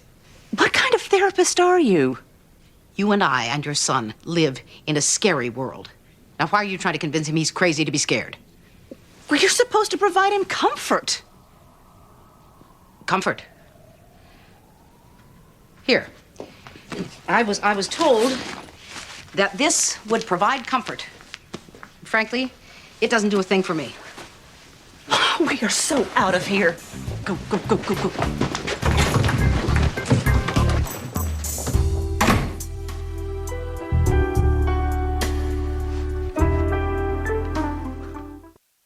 This is a custody hearing, and therefore I have two options: amend the agreement or not. Unfortunately, that's just not enough in this case. Jay Rollins is Isaac Rollins' biological father and is accorded all such rights. His radio show persona, whether actual or created, should not factor into this agreement. Your Honor. Mr. Waters, let me finish. However, if his radio persona is affecting his son's psychological state, then that's another matter. Whoa. Are you saying I'm making my kid nutso? Are you out of your mind? You gotta be kidding me. It's an act, for God's sakes. Mr. Rollins. This is all BS. You're pissed off like she's pissed off. You're using your judicial power to handcuff me. Mr. Rollins. Hey. It's what I do for a living. I have a responsibility to my fans. Mr. Rollins. All right, George Foreman's kid punches another kid at school. Does he lose his parental rights? Mr. Rollins! Sit down, or I will have that man escort you out of this room and into a jail cell.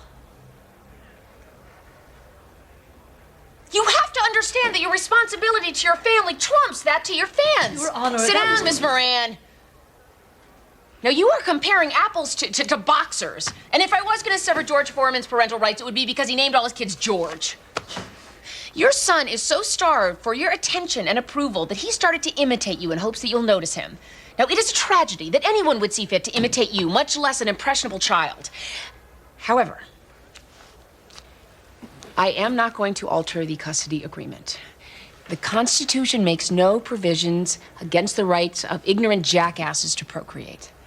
But I strongly suggest you turn off the Jay Rollins show when your son is in hearing range. And that goes for both the Stage 2 celebrity version and the live broadcast to which this court was so mercilessly subjected. Now, I'm also putting a condition on this ruling. The joint custody will remain in effect so long as Jay Rollins and his son attend no less than 30 hours of sensitivity training together. What? Cynthia. Your Honor. If this is unacceptable to your client, I'll have no choice but to give Patricia Rollins full custody. It's blackmail. Technically, I think you mean extortion. Well, I'm not gonna do it. Dad, don't you want me anymore? Of course I want you, Isaac. That's what I'm fighting here for. But she said it was something we could do together.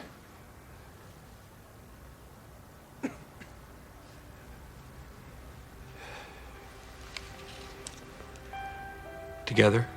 That's what you said. I did, yes. Mm.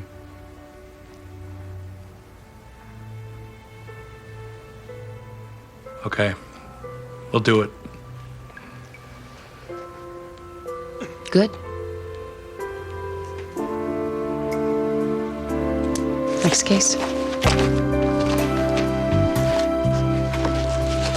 You told the kid he was right to be frightened? No, I told him he was not crazy to feel that way. You offered him a bulletproof vest. His mother wanted him to feel safe, and I didn't have a suit of armor in my purse.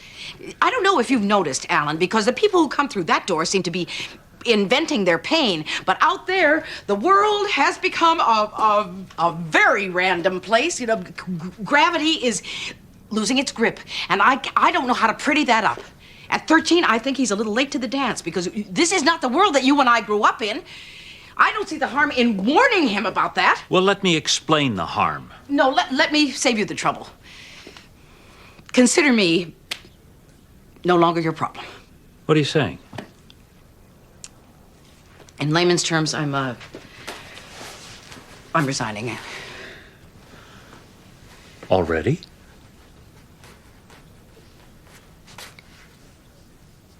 I've been keeping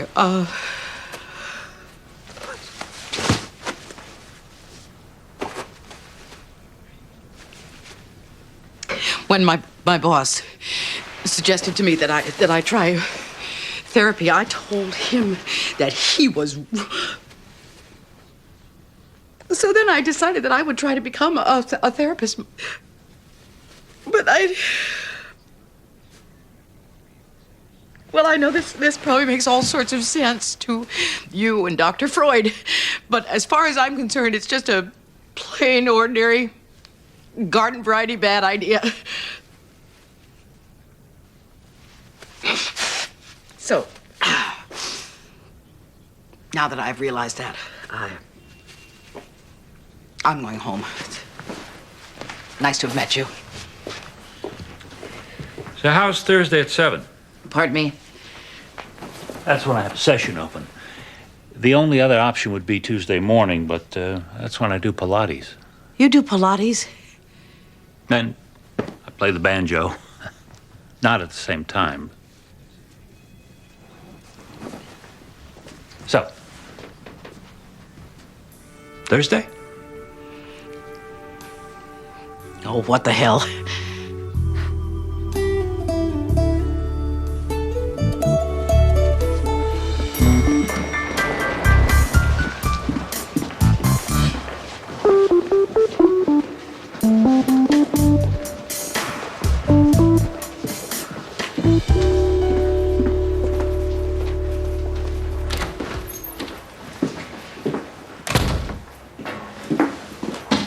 It's open. Okay, tell me this. Is it because I'm a single mother? Hang on. Excuse me? Just so I know. I mean, it's your business, and normally I wouldn't even care, but frankly, I'm not used to guys who don't want to go out with me, much less guys who think that the fact that they don't want to go out with me is some kind of great running gag. And as you know, I've had some recent upheaval in my life, so the last thing I need to be doing is fretting about something so stupid. So it's not a complicated question. Is it because I'm a single mother? No, it's because you're insane. Really? No. She did just dump a guy at the altar. I'm just saying. Oh, my God. I didn't realize you were busy.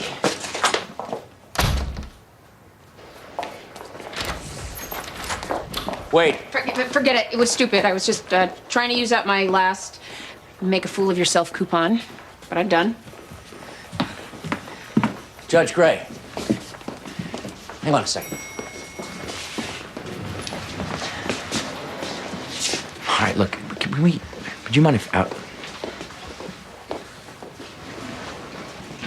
I used your actual name outside of the courtroom, would that be okay?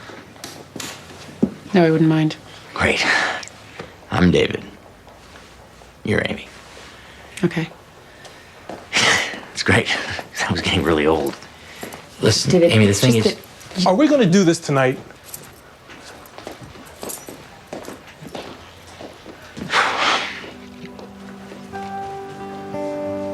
Look, the thing is,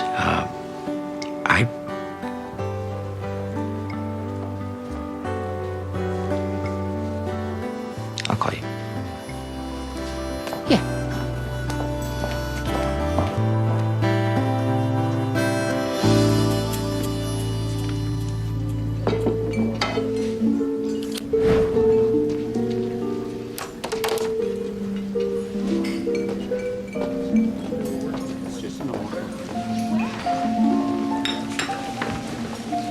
That was nice.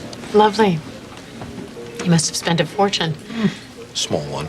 Okay, the wine was a car payment. You're sweet to do this, but you didn't have to. Yeah, I did. Let's go home and see the kids. We're not going home. What? We're staying here. I rented a suite with a view and a TV that comes out of the headboard and a marble spa tub in the room for us. But honey, the kids. Oh, they're with Donna.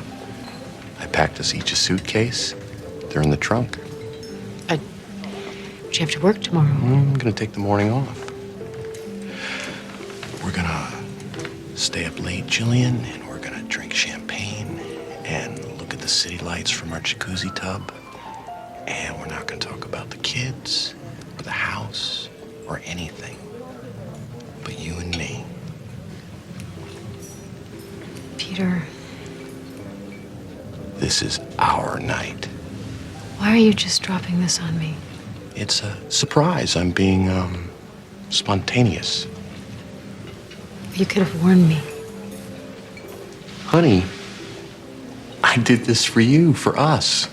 We need this. What's wrong? I don't know. Look, Jillian, I know you're tired and you're still dealing with hormones. Peter, it's not the hormones. What do you mean? I'm gonna take the car home. Why don't you take the room tonight? We could both use the space. Jillian, what are you talking about?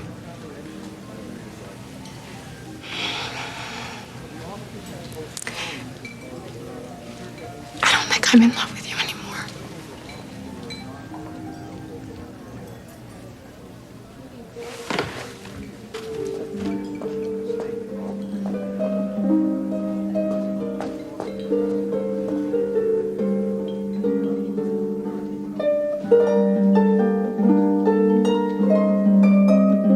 Obviously, I'm judging Amy. Okay, tell me this. Is it because I'm a single mother? Excuse me? I'm not used to guys who don't want to go out with me, much less guys who think that the fact that they don't want to go out with me is some kind of great running gag. So it's not a complicated question. Is it because I'm a single mother? No, it's because you're insane. I am worried about you, all right? That's the truth. I want you to think about getting some help. Psychiatric help?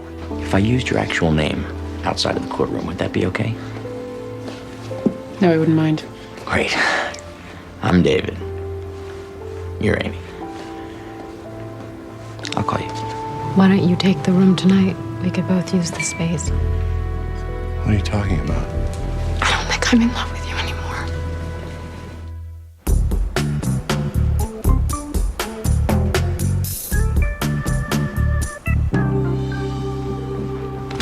Is there coffee? Please tell me there's coffee. Peter, there's a tree in the kitchen. Wow. Yeah. So, no coffee? Peter, tree in the kitchen. I thought I heard something strange in the middle of the night. Turns out what you heard was a tree crashing through the window. What I can't believe is that you decided to ignore it and go back to sleep. Oh, I don't know. I haven't lived here in a while. For all I know, you people crash around in the middle of the night. Okay, FYI, next time you hear a crash in the middle of the night, come downstairs with a baseball bat. Okay, FYI, I'm not going to be here that long. Really? Did you talk to Jillian? Well, no, but I mean, come on. This is not going to last. It's just a bump in the road. You know, your homeowner's policy covers repairs. You should probably call somebody. Hey, Lauren, what do you want for breakfast? I'm not hungry. Well, you will be. Come down and choke down some toast. Who could turn down such an appetizing offer? Oh, my. Good morning. Well, this hasn't happened since the year your father died. I forgot to have the trees trimmed. You did have the trees trimmed. I thought they just shed naturally. Yes, they do, dear. I'll take care of it. Morning, everyone. Jillian. Oh, I guess you've... Yeah, we're on it. Hey, Peter just left for work. I came to talk to the two of you. Sorry for just dropping in. Oh, you don't have to apologize. You're welcome here anytime. You're family. She knows that, Amy. Coffee, Jillian? No, thank you. Walt's christening is at 7:30 on Friday night at the First Methodist Church. The minister wanted to meet with the family tomorrow night. I thought maybe we could do it here, if you don't mind.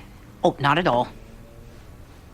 Why Methodist? Well, I know Ned was christened at the Presbyterian Church. Well, since none of you have been there in years, I thought maybe we'd go with my church this time. I have no preference, as long as it's all right with Peter. Oh, he agreed to let me plan it. Jillian, should we be doing this? I mean, with the situation between you and Peter, maybe we should wait until things are a little less weird. Later might be weirder.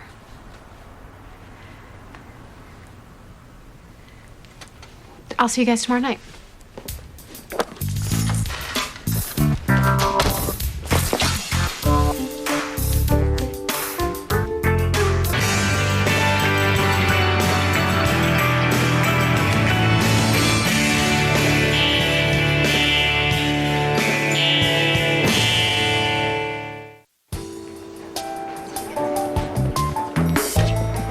Hold the elevator, please.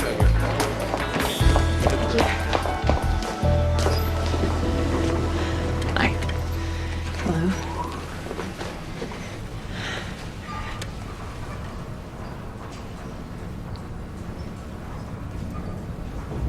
Are you really that fascinated by your shoes, or you're trying to avoid making conversation with me? Nothing like that. Just a little worried. About what? Nice shoes. Your shoes? Yeah. My son has threatened to submit my name to Queer Eye if I don't update my wardrobe. Ah. Are they too what? Italian? And half my paycheck. I think the Fab Five would approve. That's good, right? I owe you a phone call. Yes, you do. Oh, good morning, Judge Gray. Hi, Mr. McLaren. Hi. I'll see you later.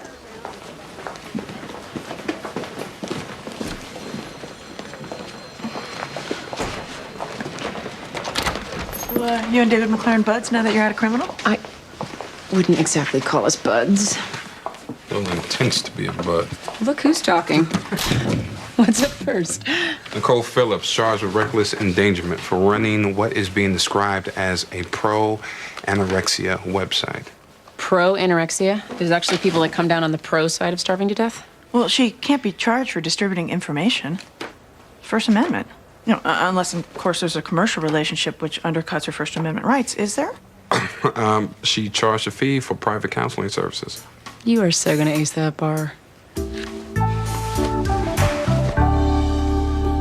I've left so many messages, I'd begun to think you and Scott had moved. Sorry, Maxine, I've been too busy to think straight. This is Scott's second breakfast. The first one's under the table. You feel he's getting worse? He's getting bigger. Yesterday, I tried to brush his teeth, and he almost knocked me to the floor. Well, it seems more important than ever to keep his treatment consistent. Scott has missed his physical therapy sessions the last 4 weeks, and his therapist is very concerned. Oh, his therapist, his specialist, his PTs, OTs. He's seen them all since he was 2 years old. Look where it's gotten us. 7, 14, 21, 28, 7, 14, 21. You tell me it's going to get better. It's going to get better. And worse, and better again, and then worse. This is the life, Beth, and you know that. You can't just give up. I'm not. I'm trying other things. Such as? Prayer? Prayer and what else? Scott has a neurological disorder. I doubt that prayer alone will be enough. I found a church where they heal children like Scott. Now, I know it's not logical. What's the name? People's Church of the Covenant. They have been a godsend, Maxine. Sometimes they stay with me all night to heal him around the clock. Do you give these people money? I have given every doctor in town money until there's no money left. I met a woman who said that these people helped her child. Okay, it's kinetic energy. I don't know what it is. Could I attend one of these services? No, church members only. Beth, I think you're grasping at straws. The one thing we know will help Scott is physical therapy. It's your responsibility to get him to those appointments. Otherwise, DCF will step in and take custody. He's my son. I don't want him living in some group home being taken care of by a bunch of strangers. I will deal with this, Maxine. He is my son.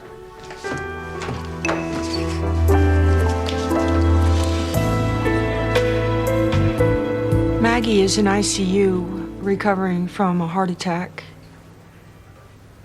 My 15-year-old daughter had a heart attack. She started losing weight about a year ago. She developed breasts earlier than most of her friends, and she felt self-conscious. Before I knew it, she was down to 85 pounds. Even then, she wouldn't stop.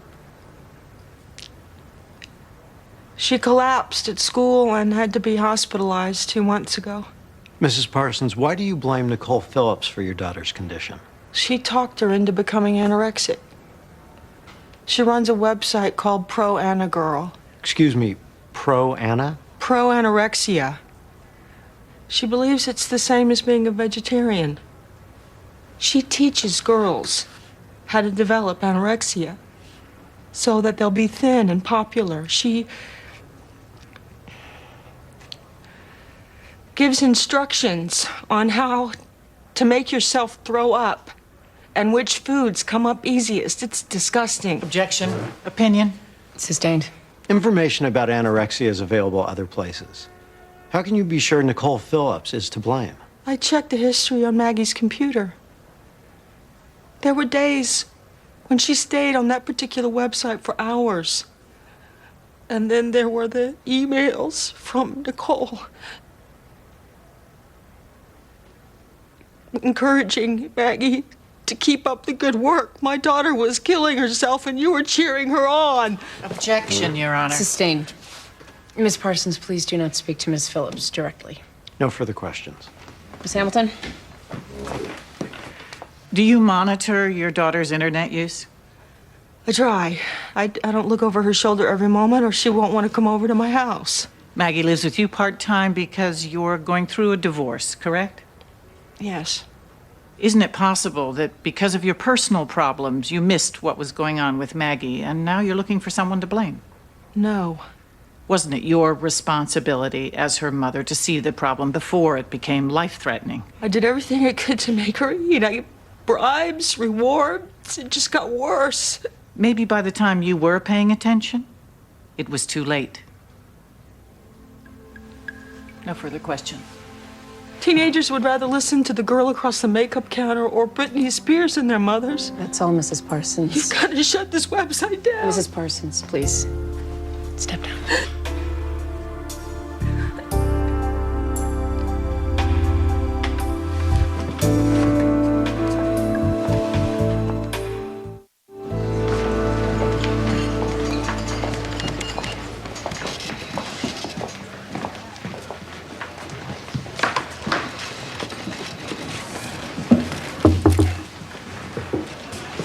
Would you like to have dinner with me? Are you asking me out because you think I was asking you to ask me out? No? Because as you recall, what I asked was why you made a running gag out of the concept of asking me out. I remember. So? Dinner? I also said I was nowhere near ready to date. I remember. What if we discuss that? Over dinner? Honestly, I just like to wear my new shoes somewhere. Look, I haven't asked anybody out since my wife. So I know I'm a little rusty. And I heard what you said. I thought I'd ask anyway. I really shouldn't. Okay.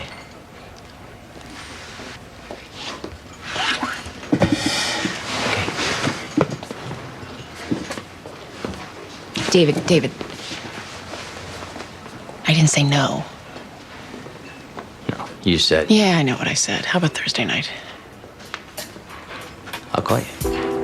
Yeah, I've heard that before.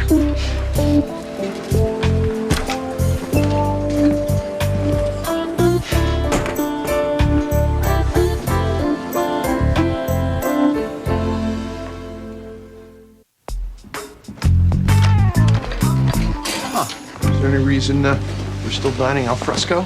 Turns out I'm not the only fool who forgot to trim the trees. I had to call a dozen people to find somebody to come today. Hey, Lauren, you haven't even touched your cereal. Yeah, I have. Whatever. Go get your backpack. Hey, Amy, what time do you want me to watch Lauren tomorrow night? I'm not sure. I'll find out today. Okay, just let me know. Where are you going tomorrow night? Someplace else. Hey, Lauren, good timing. Oh, Ma, that's the guy about the tree. We deal with him. I'm a renter. See, I have to go to work in order to pay my rent. Court, school, please. I might have known that I'd wind up being the only person who knows how to handle this. Hello. Oh, hi. I'm Mrs. Gray. You hear about the tree? No. Oh. Who are you? Oh, I'm Ignacio Messina, cultivator of the soil. Ignacio's Gardens of Earthly Delight. She called a gardener? It's a landscape designer.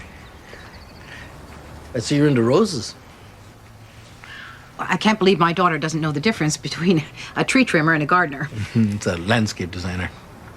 But either way, I'm afraid you've wasted a trip. Well, I don't believe in wasted trips. Show me the tree. Maybe I can help.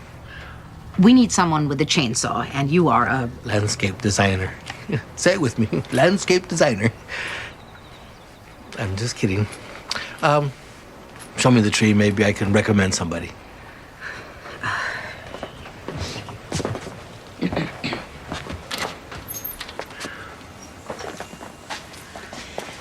We may have to take out the whole tree. I'm not sure. Who died? Excuse me?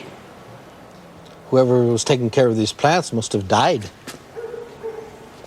The house and the yard belong to my daughter, and I assure you she's very much alive. You might want to check. Haven't you heard of pruning or vitamin treatments or water? Amy doesn't particularly care for gardening. She's very busy. She shuns dirt. Now, about the tree. Well, the tree is the least of your worries. Doesn't this depress you? I barely notice. Really? So you come down in the morning, la, la, la, I'm Mrs. Gray. I'm so happy. I think I'll have my coffee out here on the porch and open the door and, oh, who died? Seriously, that's how you want to live? Thank you for stopping by. I'm sorry to have wasted your time. Have you ordered your bulbs yet? It's getting to be very late, and some of these things have to be special ordered. Let me be clear. The yard belongs to my daughter. No. Let me be clear. I don't believe you. Somebody who hates gardening would never plant a Ruth Darby tea rose in the front yard. You could only find them in a handful of nurseries in Ireland. That's your rose bush, and this is your garden. I'm guessing it was a hell of a bad year. A half-frozen tree has crashed into this house. Lord knows how many other ice-laden branches are on their way down. Now, why are we talking about gardens in the middle of winter? Well, winter's past, Mrs. Gray. Call me when you're ready to bring this place back to life.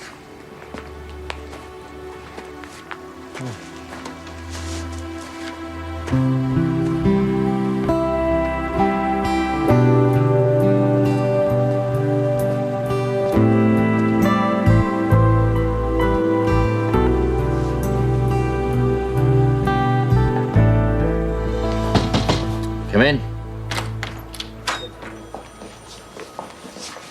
You got a minute? I swear I was gonna call you today. I just need to know what time we're going out tomorrow night so I can arrange babysitting. I made an 8 o'clock reservation at Sushi Nietzsche. Sushi? Nietzsche. Is that a problem? Well, I got through the sushi without trying it. I'm not sure if I feel like trying it now. Book something else. You're not going to try to talk me into it? Why'd I do that? I don't know. That's just what guys do, don't they? I just... Well, I guess not everything is raw at a sushi bar, right? They cook the eel. Eel? We'll go someplace else. No, you're right. You're right. I should try sushi. I didn't say that. Pick me up at 7:30.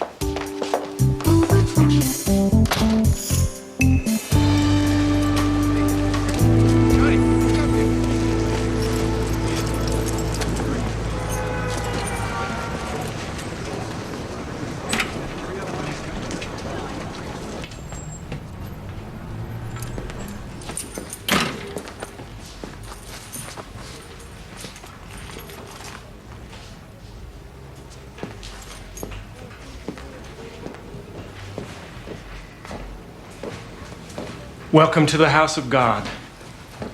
My name is Maxine Gray. I'm with the Department of Children and Families, and I'm the caseworker for Scott Benfield. His mother tells me that your church is attempting to heal him. We are healing him.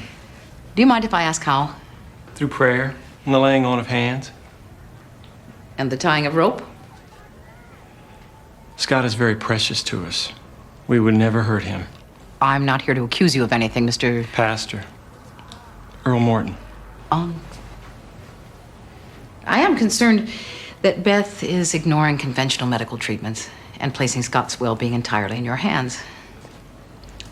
Scott is inhabited by a demon.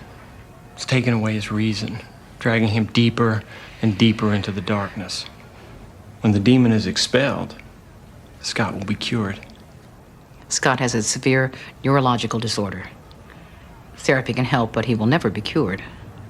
If that's what you believe, it's no wonder your treatments have failed. Scott will be cured. Nicole, your website is called proannagirl.com. What does the word Anna refer to? Annas are anorexic, Mias are bulimic. And do you consider yourself to be either one? Anorexic or bulimic? It depends what I need. This week, I'm just restricting.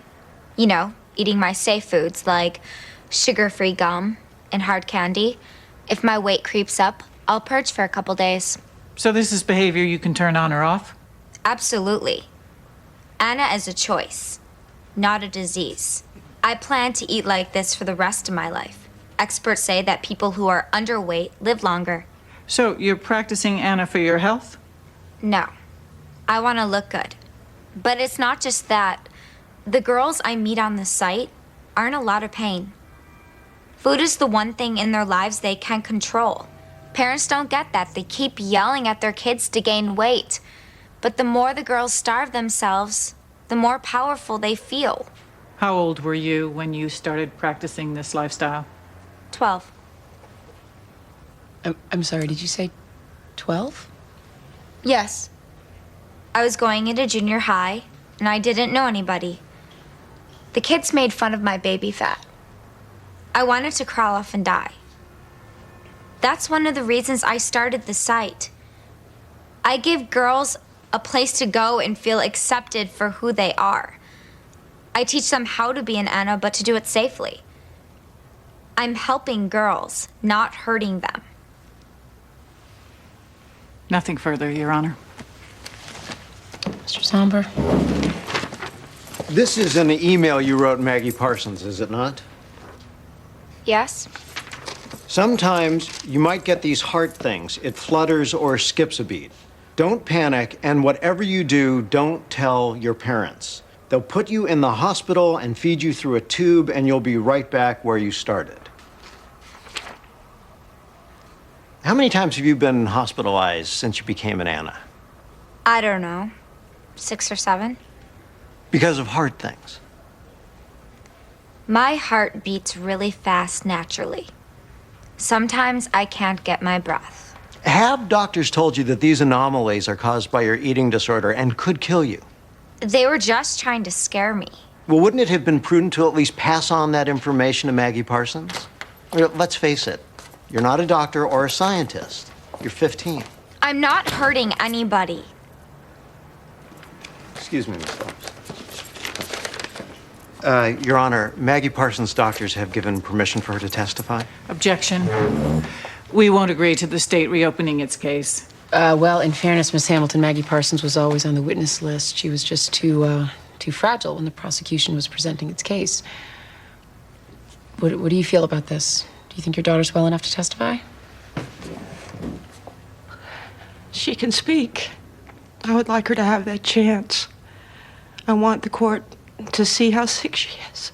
Your Honor. I'm going to allow it, Miss Hamilton. We will have to go to her, Your Honor. We'll go tomorrow.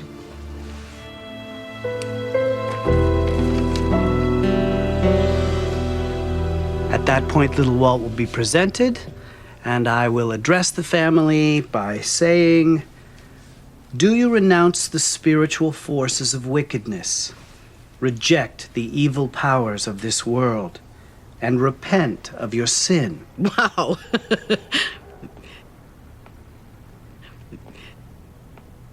That's quite dramatic. Ma. I'm just surprised. I always thought the Methodists were more, understated. We have our moments. Please continue, Reverend. At the end of that passage, you will say in unison, I do.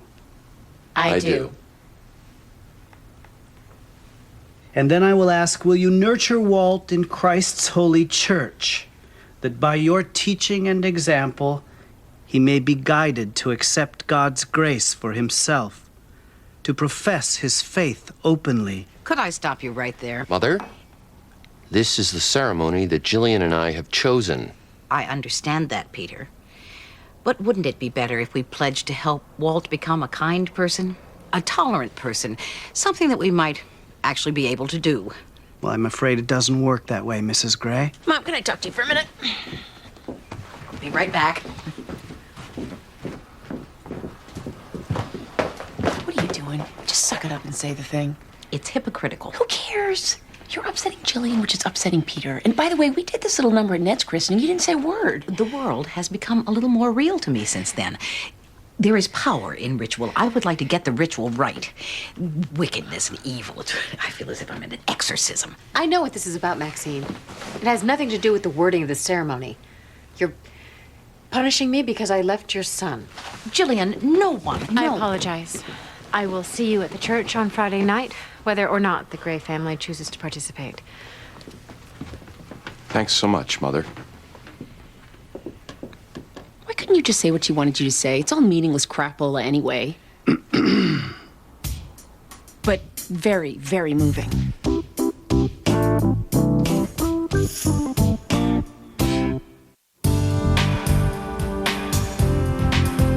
3 months ago, it was a hardware store. Now it's the People's Church of the Covenant. Doesn't look like any church I've ever seen. Church is in the eye of the beholder, Maxine. Well, that's a nice sentiment, Sean, but when rope figures prominently in the worship service, I think it's time to ask some questions. Well, Beth's desperate. She's 10 years into a life sentence. Yeah, and then someone like Earl Morton comes along promising the moon and... Maybe we should try and get temporary custody on the grounds of imminent danger. Well, I don't think that Beth would really hurt Scott. No, the rope belongs to the People's Church of the Covenant. Maxine? Alan, what are you doing here? I'm consulting on a custody case. I wondered if I'd run into you while I was here. And you have. I'm Sean Potter. I work with Maxine. Hi, Alan Foster. How do you two know each other? Well, how does anyone know anyone else? We should get to work, Sean, and you have a good day, Alan, and we'll talk later. Yes, we will. Maxine's got a boyfriend. Oh, for pity's sake, Sean. Who was that handsome man about your age who you clearly didn't want me to meet and with whom you'll be speaking later? None of your business. Maxine and that guy sitting in a tree. Kissing. First comes love. He's my therapist, Sean. You wanted me to go to therapy? I'm going. Are you happy now? Would you like to shout it to the world? Maxine Gray is in therapy! And not a moment too soon.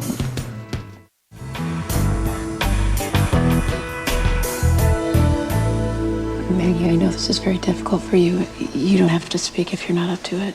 I want to. Okay. Where's Nicole? She's here, but it's really not proper for you. Thank you.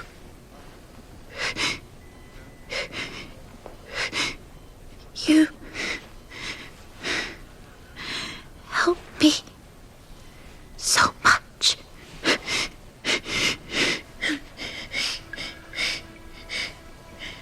How has Nicole helped you? She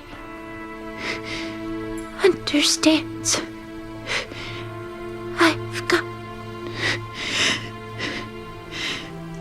control now. I'm sorry. You have to stop.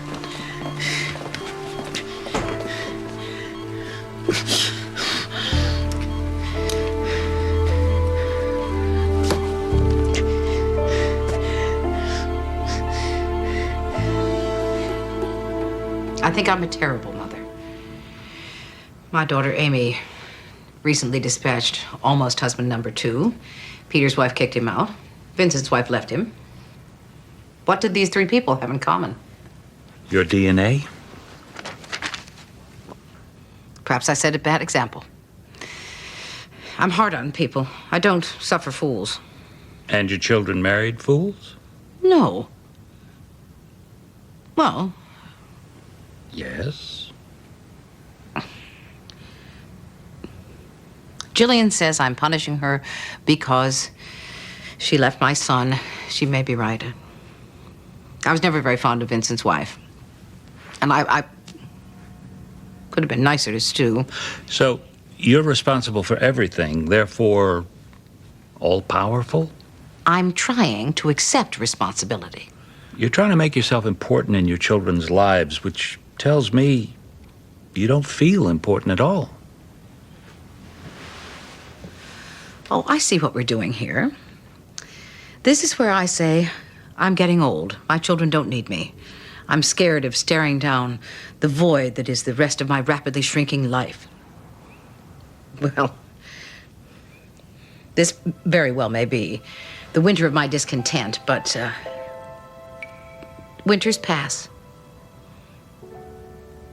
I'd love to move into a little 1-bedroom house with a garden and enjoy the peace and quiet of not being the center of anybody's universe.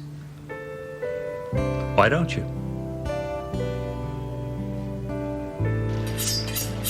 Steve's just such a sweet man. I mean, I know.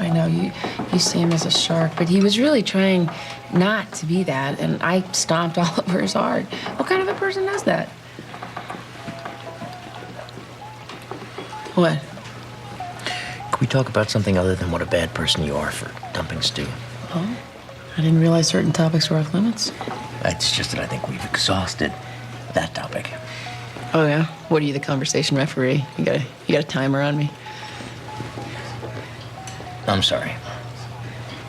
Continue. I'm sure there's shades of gray I'm not seeing here. I cannot believe you're sitting here. Vanessa, how are you? Hi. How many times did I try to get you to come here? Do you know what he'd say? We have sushi where I grew up. We called it baked.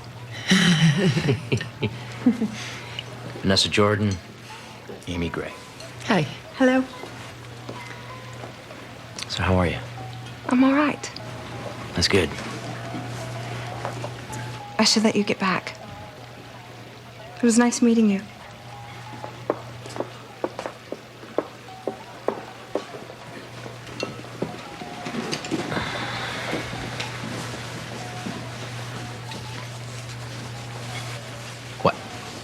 You told me this was the first date since your wife died. It is. She's a friend. Run a support group. You ever take her out to dinner? Yes, a couple of times. As friends. That's it? She cooked me dinner once. But that wasn't a date either. Did you sleep with her? It wasn't a date. You slept with her, but it wasn't a date? It was something else. I'm eating raw fish because I thought this was your first date since your wife died. It is. We weren't dating. She understands that. I understand that. You're the only one here who seems to be confused. I do not care. I don't like to be lied to. You weren't. This is getting ridiculous. I think I gotta go. Whoa, no way.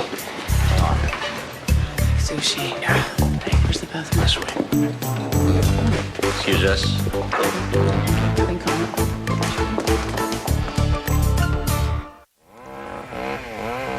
So you threw on his shoes, like directly onto his shoes? Yes. I ruined his Bruno Magli shoes. Can we move past this point of the story, please? Do you know how much those things cost? $600 online. Be nice to me. I'm hungover. I don't know how I'll ever face David again. That won't be a problem because believe me, you will never see him again. What on earth is going on? You're taking down the tree! You call someone else?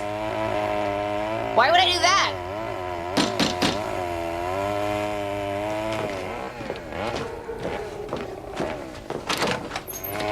Morning, Mrs. Gray. I had one of my guys cut up the tree for firewood. It's stacked at the back. I can recommend a window hanger if you... No. Thank you. I also left a bulb catalog for you whenever you're ready. Well, that's it for me. Have a nice day.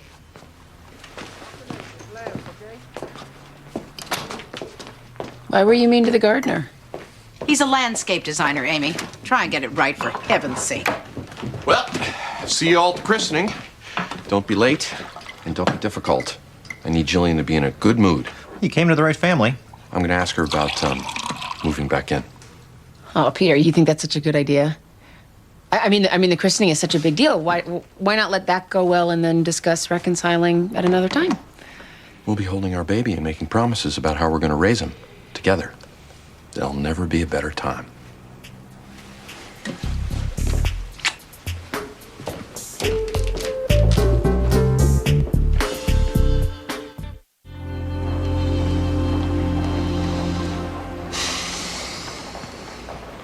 Mrs. Gray, that's all the time I'm willing to give them.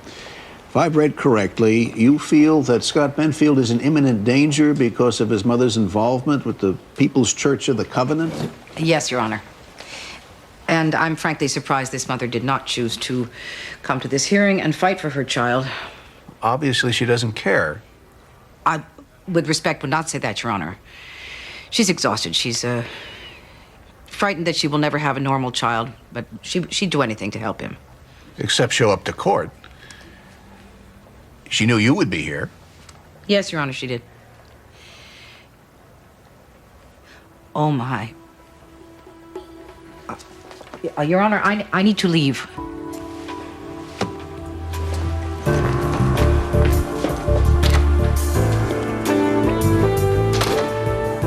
Miss Hamilton, your client is asked to address the court. Yes, Your Honor. Nicole was very disturbed by what we all witnessed yesterday. She'd like to make a brief statement, and then perhaps I could have a conversation with Mr. Zomber. All right. Miss Phillips? I didn't know how sick Maggie was. You can't tell that on email, you know? I wanted to say this to Maggie's mom, but I guess I'll say it to you. I'm so sorry. I want Maggie to get better. I will talk to her if you want. I shut the website down last night, and I promised to never... Nicole, you should stop. Maggie Parsons died an hour ago.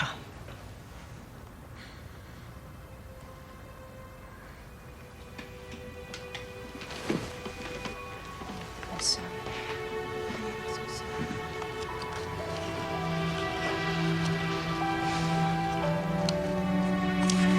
Zomber? Yes. Your Honor, in light of what has happened, it is likely we'll be filing new charges. Well, this court has no choice but to adjourn.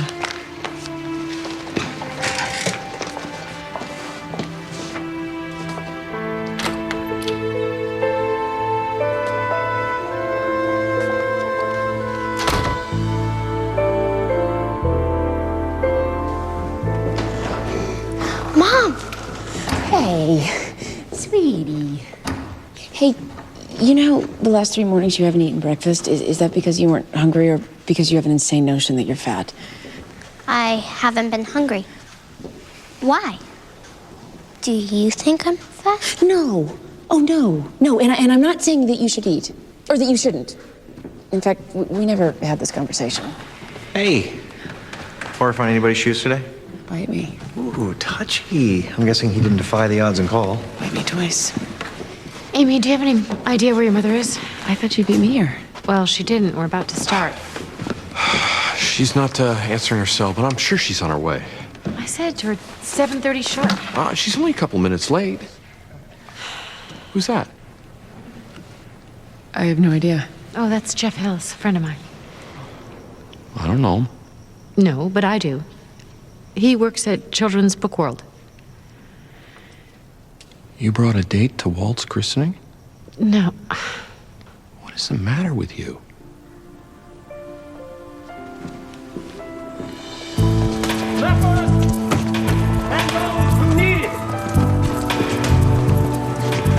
And he healed all those. What are you doing to him? Get away from him! You have no power here. You couldn't be more of an officer! Get away from him! Get away from him! Get up. Get up. He's breathing. James, what are you doing? You're breathing sickness. Maxine, I don't know what else to do. Not this. Not this.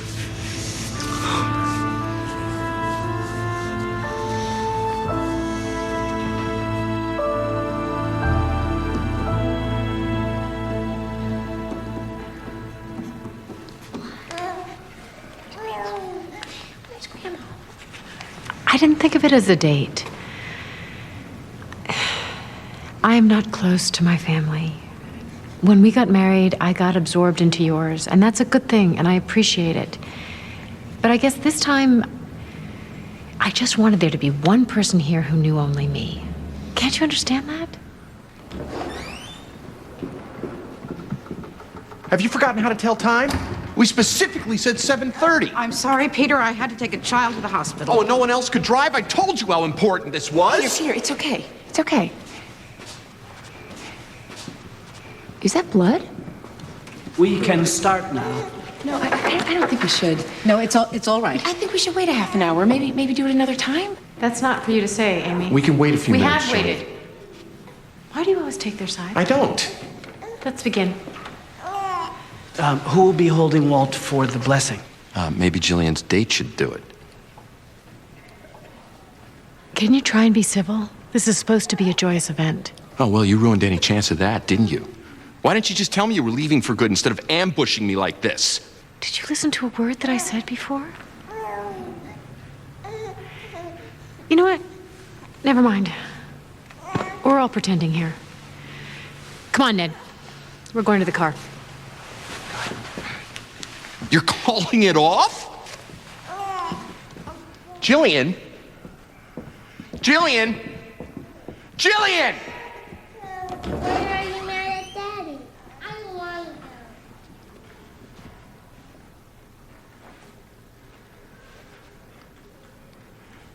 I'm done.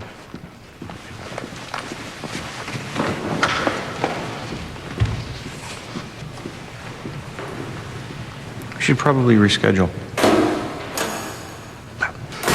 You know where to reach me. If there's anything I can do.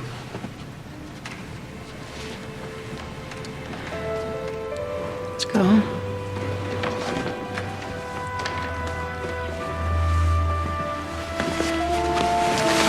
How come every time our family goes to church, something embarrassing happens?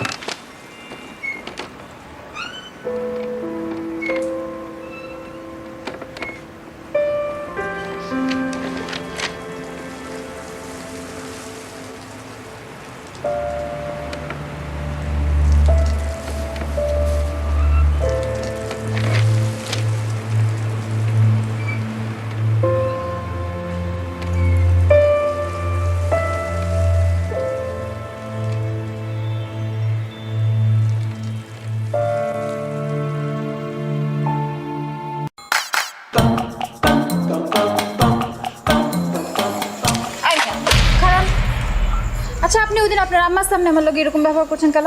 আমার ইচ্ছে হয়েছে আমি করছি, আর আমার পিছে ঘুরে লাভ নেই। কেন? আমি আপনার ভালোবাসি না, করবো না কেন? বেহায়া মেয়ে রে বাবা, তোমার তো আমি ক্লিয়ার করে বলছি যে আমি তোমার বিয়ে করবো না। আরে আপনার আম্মাই তো আমার পছন্দ করতো, তো আপনি শাদি করবেন না কেন? তাহলে তারই বিয়েটা করো। জি জি জি, আস্তাগফিরুল্লাহ, কি কইতাছেন? আমি আপনার আম্মারে কেন শাদি করব? আমি তো আপনার শাদি করব। আর আপনি যদি আমার শাদি না করতেন তাহলে কয়ে দিলাম ব্লেড দিয়ে আপনার নাম আমার হাতে লিখুন। তোমার যা ইচ্ছা তুমি তাই করো, আমি একদমই ভয় পাই না।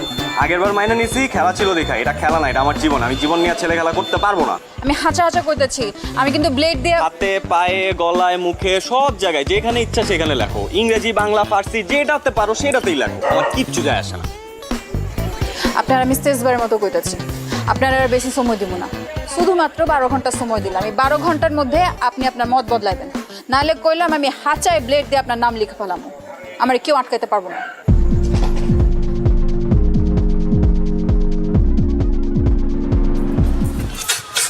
আরামসে তুমি সিগারেট টানো, বুঝে নাই শান্তিতে, আর ওদিক দিয়ে কাম সারছে। কেন কি হইছে? আরে শুনোস না, ওই মেয়ে তো ডেঞ্জারাস একটা ঘটনা ঘটায় ফেলছে। লেট দিয়ে হাত কাটছে, এখন কি হইব মামা? ওই মেয়েটা বস কি মামা? কস হাত কেন? ওই মেয়ের তোর কোনো কথা হয়েছিল? কালকে রাত্রেবেলা বাসার সামনে এসে দাঁড়ায় ছিল, আমার 12 ঘন্টার আলটিমেটাম দিছে। এই কিসের আলটিমেটাম দিছে রে? হ্যাঁ আরে ওই বিয়াতে রাজি না হইলে কি জানি। এই কথা তুই আগে কবি না। আরে আমি কি বুঝছি নাকি? আরে না বাবার কি আছে, বুঝোস না, মেয়েটা তো ডেঞ্জারাস। এখন যদি কিছু হয়ে যায় মামা, আমাকে তো পুলিশে ধরে নিয়ে যাবে। আমি কি করছি? ও আমি কি করছি কিছু জানো না? না ওই বেটা আইনার মারপে জানো জীবনে তো থানায় তুই যাস না, জানবি কেন? থানায় আমি গেছি ফোন যে কোনো হলে আত্মহত্যা প্ররোচনকারী যেই হোক না কেন, তার নাম যদি একবার থানায় গিয়ে কয় মামা, তাহলে তোর খবর আছে। এখন তুই কি করবি তুই চিন্তা করে দেখ। কি করছে সব? এই লাইলি বাইচা আছে তো? হ্যাঁ শুনলাম ও তো বাইচা আছে। কোন হসপিটাল আছে? আমি যাই একটু দেখা করে আসি। হসপিটালে যাই দেখা করে, হসপিটাল থাকলে এতক্ষণ তুমি চৈত শিকার ভিত্তা থাকলা, বুঝো নাই? আর তুমি যাই হয়তো বাসায় আছে। এই তুই কি ওর বাসায় যাবি? তুই যাবি মামা?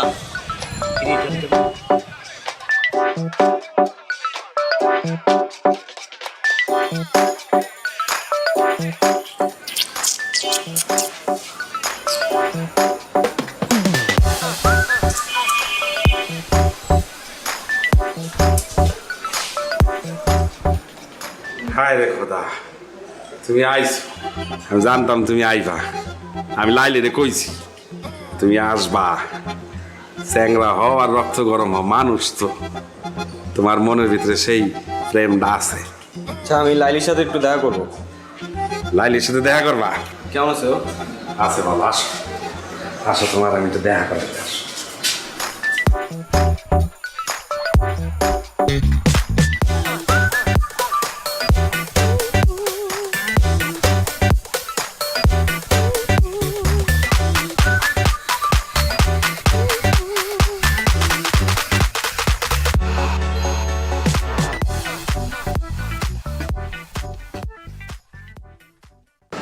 এইসব কি?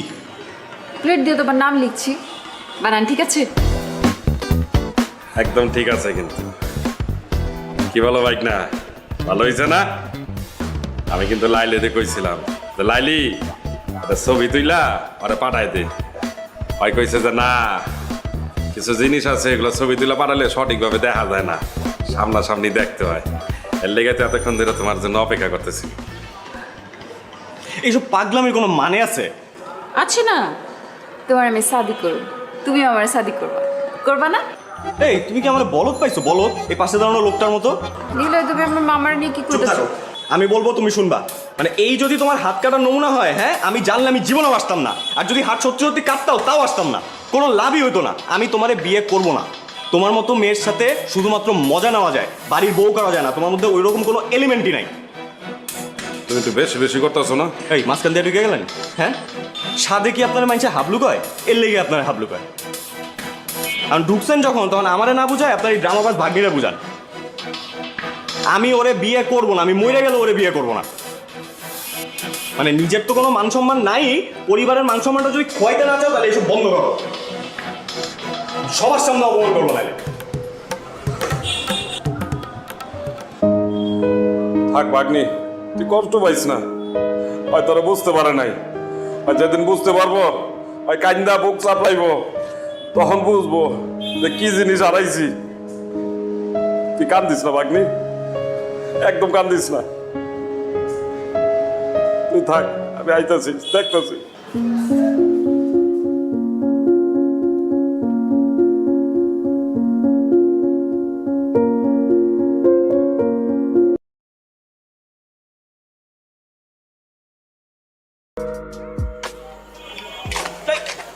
ও তুমি ডরাইছেন? ডরাবো কেন? মাগের এরকম আতকা মায়া মানুষ সামনে চলে আসলে তো একটু চিন্তা লাগেই। আর কালকে আবার তোমার মামার সাথে চ্যালেঞ্জ, বললাইছো শেষবার মতো চুলদারি আশ্রয় আসতে। শুনেন, কালকের খেলায় আপনি হারবেন। বাবা কনফিডেন্স দেখছো মেয়ে। যদি না হারছেন তাহলে কিন্তু বললাম এটা দিয়ে আমি আমার হাতে আপনার নাম লিখুন। মানে তো তখনই বুঝবেন যখন এটা দায় আপনার উপর পড়বো। সরেন। আরে ভাই নাম লেখবা মানে? কি মুসিবতে বললাম, জিততে না পেরে এখন 2 নাম্বারই।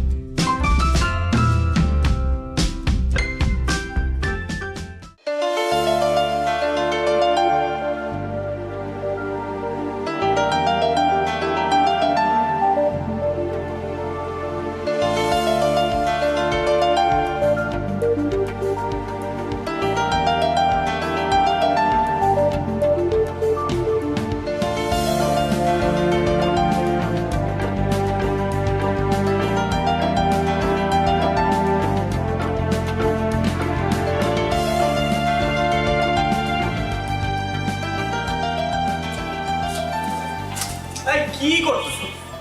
এটা কি করলি তুই মামা বলতো? শেষ পর্যন্ত ওই হাবলু মামার কাছে। সরি বলছি তো, মিস্টেক হয়েছে। আর এটা খেলা না, খেলাতে হার জিত থাকি। এই কথা তুই বলতেছিস? 3 বারের চ্যাম্পিয়ন নিলয় বলতেছে এই কথা, শেষ পর্যন্ত খেলায় হার জিত থাকেই। হ্যাঁ বলতেছি, এবার হয় না আগামীবার হইব। আর শোন, আমাদের না বয়স বেশি হয়ে গেছে, ঠিক আছে? এখন এটা জুনিয়রদের করা কাম, আমরা অনেক সিনিয়র হয়ে গেছি। এই দাঁড়া জুনিয়র, হ্যাঁ? কোন অ্যাঙ্গেল ওই হাবলু মামার তো জুনিয়র মনে হলো কত দেখি? এই কথা শোনার পরে ওই হাবলু মামা সানফ্লাওয়ার তেল মাইরা ঠিক ঠিক করে হাসবো। তুই এমন একটা কাজ করছিস মামা, এলাকায় মুখ দেখানোর মতো অবস্থা থাকলো না। টাকা দিতেছি, একটা কাজ কর, বোরকা কিনা পিন্দা ঘুরতে থাক, ঠিক আছে? এলাকায় আর মুখ দেখাইতে হইব না। দাঁড়া, আমার মনে হইতেছে কেউ তোরে তাবিজ করছে। তুই কখনো তো এই কথা বলার ছেলে না, কি হয়েছে কত? কোনো তাবিজ টাবিজ কিছু না। আর শোন, আনোয়ারের রহিম বাবুর ছেড়ে আনতে পাঠাইছিলাম, কই হয়? ভাই আসসালামু আলাইকুম ভাই। ওয়ালাইকুম আসসালাম। আনোয়ার কই? ভাই পাড়ায় কই জানি গেল গা ভাই? কামটা কি হলো ভাই? কালে গেম রাইডা গেলেন? যাওয়া হইছে, কাজের কথা আসি। লাইলির পার্টিতে কাচ্চি করে দিব না ভাই, পারুম না, মাফ করে দেন ভাই। আপনার লেগে আমার জানা হাজির, ওই মায়ের লেগে আমি ভাই কাচ্চি বাচ্চি রাঁধতে না ভাই। কি কই? রহিম ভাই মাথা ঠান্ডা, মাথা ঠান্ডা। তোমাদের ছাড়া হইব না তো বিষয়টা। এমন কাচ্চি খাওয়াই ফিরবো, মনে করো 7 দিন যাতে কেউ বাথরুম থেকে বাইর না হইতে পারে। বুঝছো না বিষয়টা? পারো না? যাও এবার রেডি করো, গিয়া যাও তাড়াতাড়ি।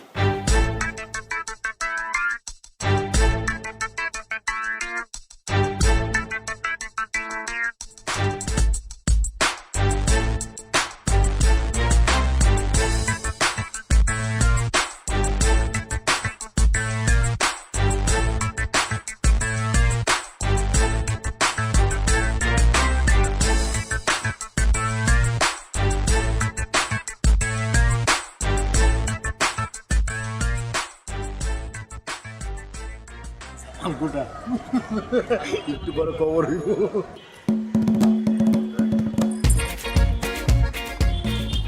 তোমরা আমগুলোকে বইতা। আরে আমরা তো খাবোই, আগে আপ্যায়নটা করে নেই। পুরান ঢাকার ট্রেডিশন তো আপ্যায়ন করা, কি মামা? এই তো দুষ্ট লাইনে আছো, এরকম লাইনে থাকলে তো কোনো সমস্যা হইতো না। খুব তো কইছিল খেলার কথা, এখন বুঝছো খেলা কি? এখন একদম ক্লিয়ার মামা। আপনার একটু কাছে দিই। আলু দেই, আলু আলু। না না আলু না, গোস্ত দাও, গোস্ত দাও। এই যে গোস্ত দেই। অনেক মজা হয়েছে। এই লাইলি দাও, লাইলি দাও। আলু ল ল ল ল লাইলি ল। তুমি লই বানি খাইতা মজা তো। তুমি একটু খাও। সবাই আমগুলোকে খাইতা। আরে খাবো তো, খাবার তো আছে। আমগুলোকে খাও। আরে মামা খান তো, আছে কিছু লাগলে বললেন কিন্তু। মজা হয়েছে খাওয়াটা না? আসলে না তুলো গোস্ত ল।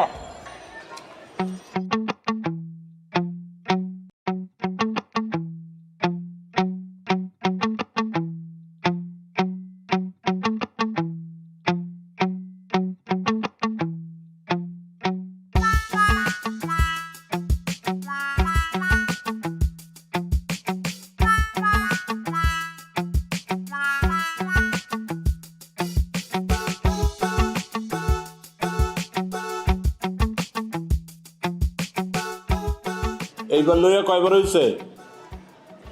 ভাই 5 বার। তোমার এত করে কইছি যে একটু কম কম খাও, মাংনা খাওয়ান পাইলে হুদাই হামাম করে খাও। দুলা ভাই আমি তো মাগনা খাওয়ান খাই ভাই, আমরা তো বাজিতে জিতছি আর আমি তো পরিমাণ মতোই খাইছি। বিশ্বাস করেন দুলা ভাই, আমি নিশ্চিত ওরা খাওয়ানোর মধ্যে কিছু মিশাইছে। লাইলিও তো পরিমাণ মতো খাইছে, ওরা তো পেট নামছে শুনছি।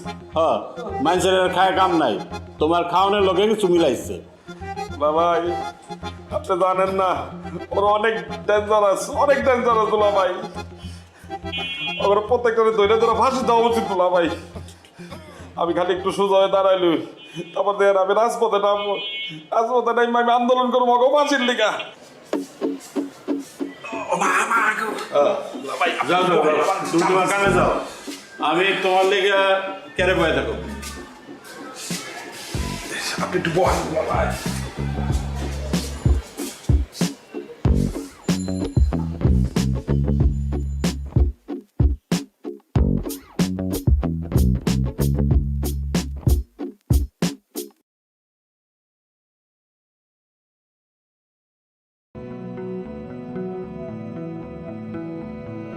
이거 좀 와요.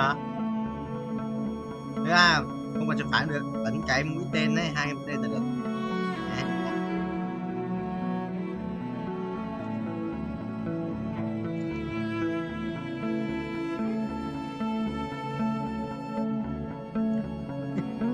Quỷ cái lợn. Chẳng biết mà.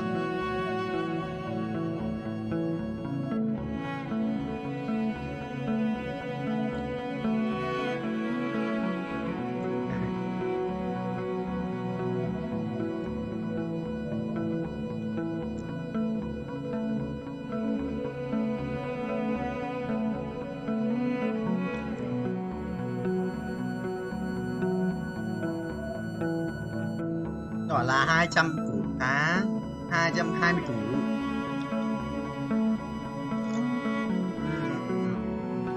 Chơi nhiều nhiều ấy. Bạn nói em không? Em biết. Em biết. Mình biết mà.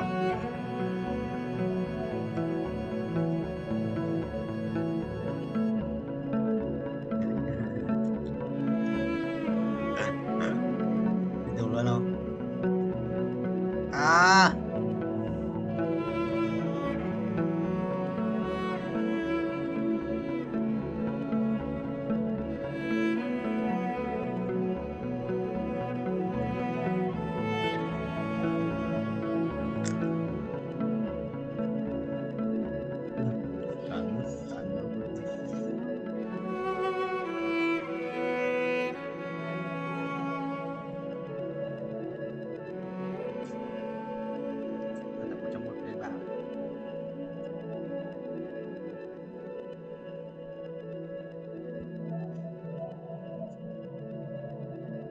Đấy nhá.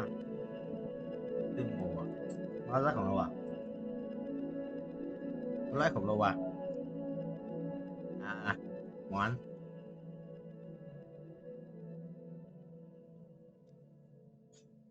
Hả? Thật.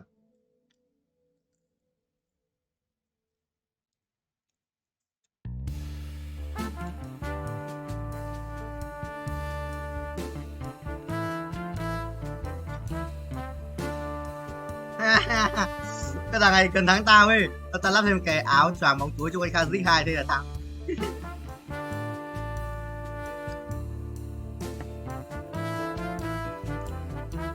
Kinh à?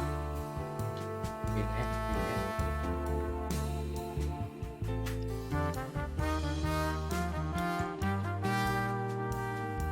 Thằng chủ đây đã bán tôi nghe rồi. Thằng cầm tôi nghe nhỉ? Thằng vừa đánh hắc hán để cái đéo đây tử thần à? Mày nó tử đéo về. Ra xin ra.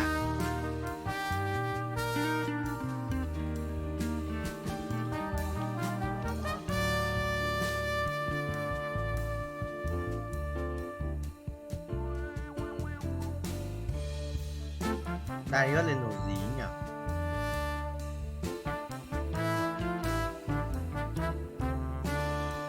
Quên cho.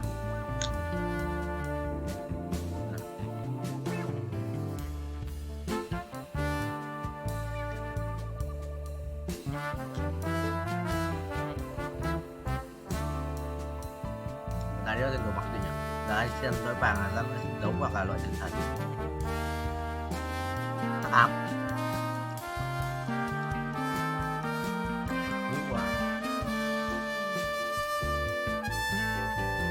À. Ra ly xin rồi, anh không đấu rồi. Thì xem ra loại xong đấu dài hơi nó xong.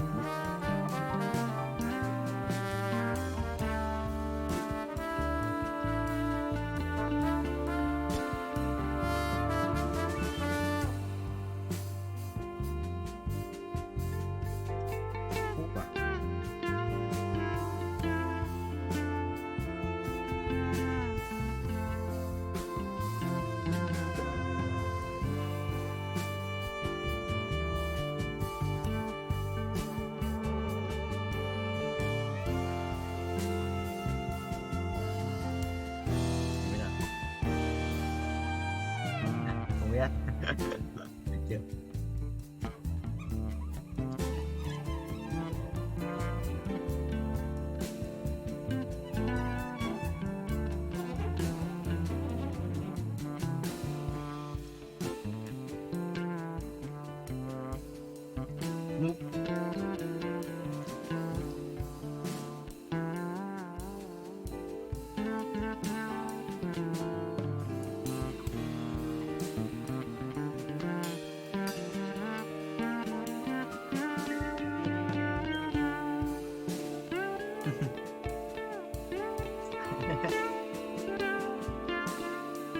Đó.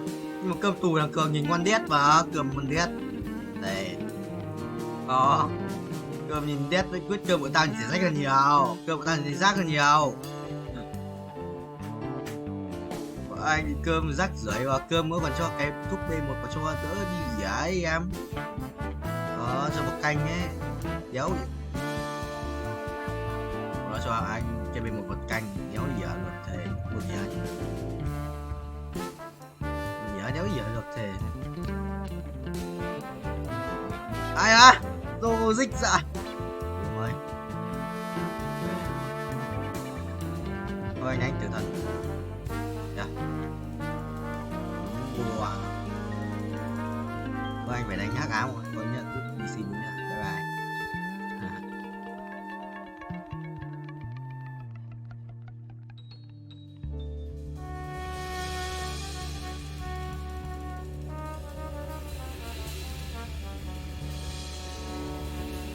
Lắm đi xin. Phải chưa? Phải chưa? Tôi mua à? Có quần rồi còn tiền không vậy? Nó còn tiền không vậy? Nhưng mà nó còn tiền không? Ai. Kinh à, nó kinh à. Dương ơi, áo thì mình làm mấy bác bị dính cam ấy.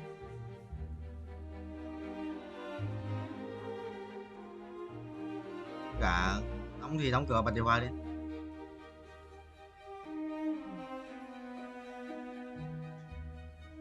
Còn ngày hôm qua Dương bật hôm qua Dương nó bật điều hòa đi ngủ, xong rồi cả tháng rồi tắt mà.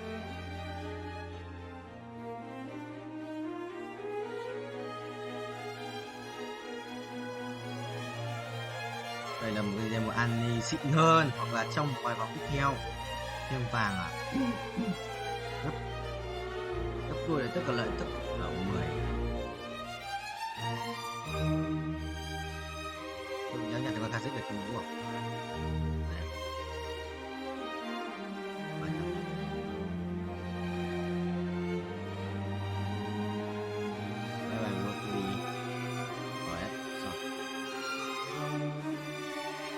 Thành nick map này, map này quá lâu rồi, bác mua map này,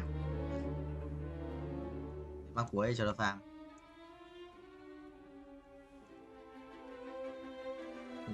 Roblox thì sẽ có những con gì? Thứ nhất là sẽ có cao cường, quan hệ rất là đặc biệt, được, đều đánh được, đều chém vào cái kia. Các cái block 7 sắc vọng ra cả kim cương ấy. Dạy cho giờ vlog nói tiếng Việt đăng cấp tiếng Anh. Chắc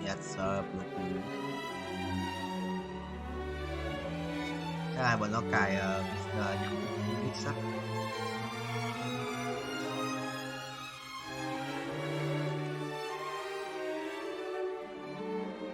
Chú bé xí lát kìa.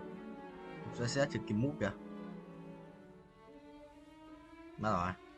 Lấy đéo. Một cái huyết kiếm nữa. Chú bé Zone à, chú bé Zone sử dụng kinh ấy, mảnh giáp đéo anh Nhật. Chú bé Zone đéo anh thầm Nhật, đéo hiểu. Rồi thành xin.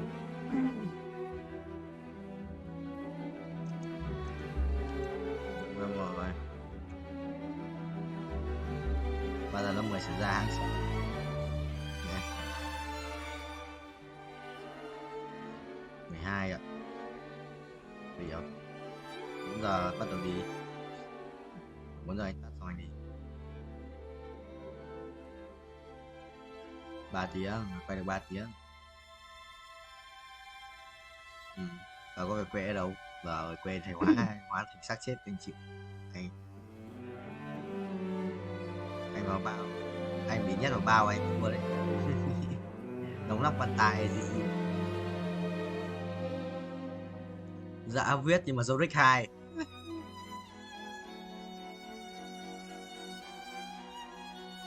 Nhà làm béo ở trên thành phố à?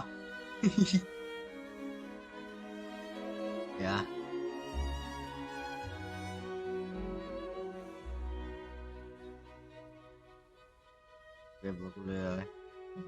Nhớ được rồi, thua rồi. Cầm lâu quá. thoải mái nếu đừng bây giờ 22 bờ lấy tính khác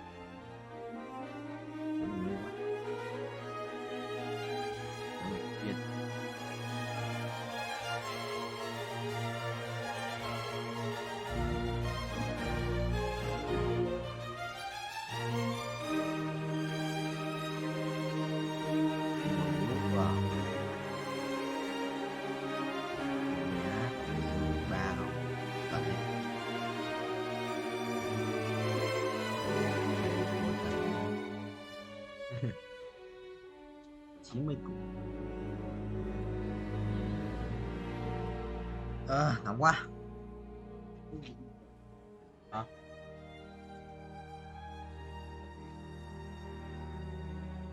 hả con mèo ở phòng của nhà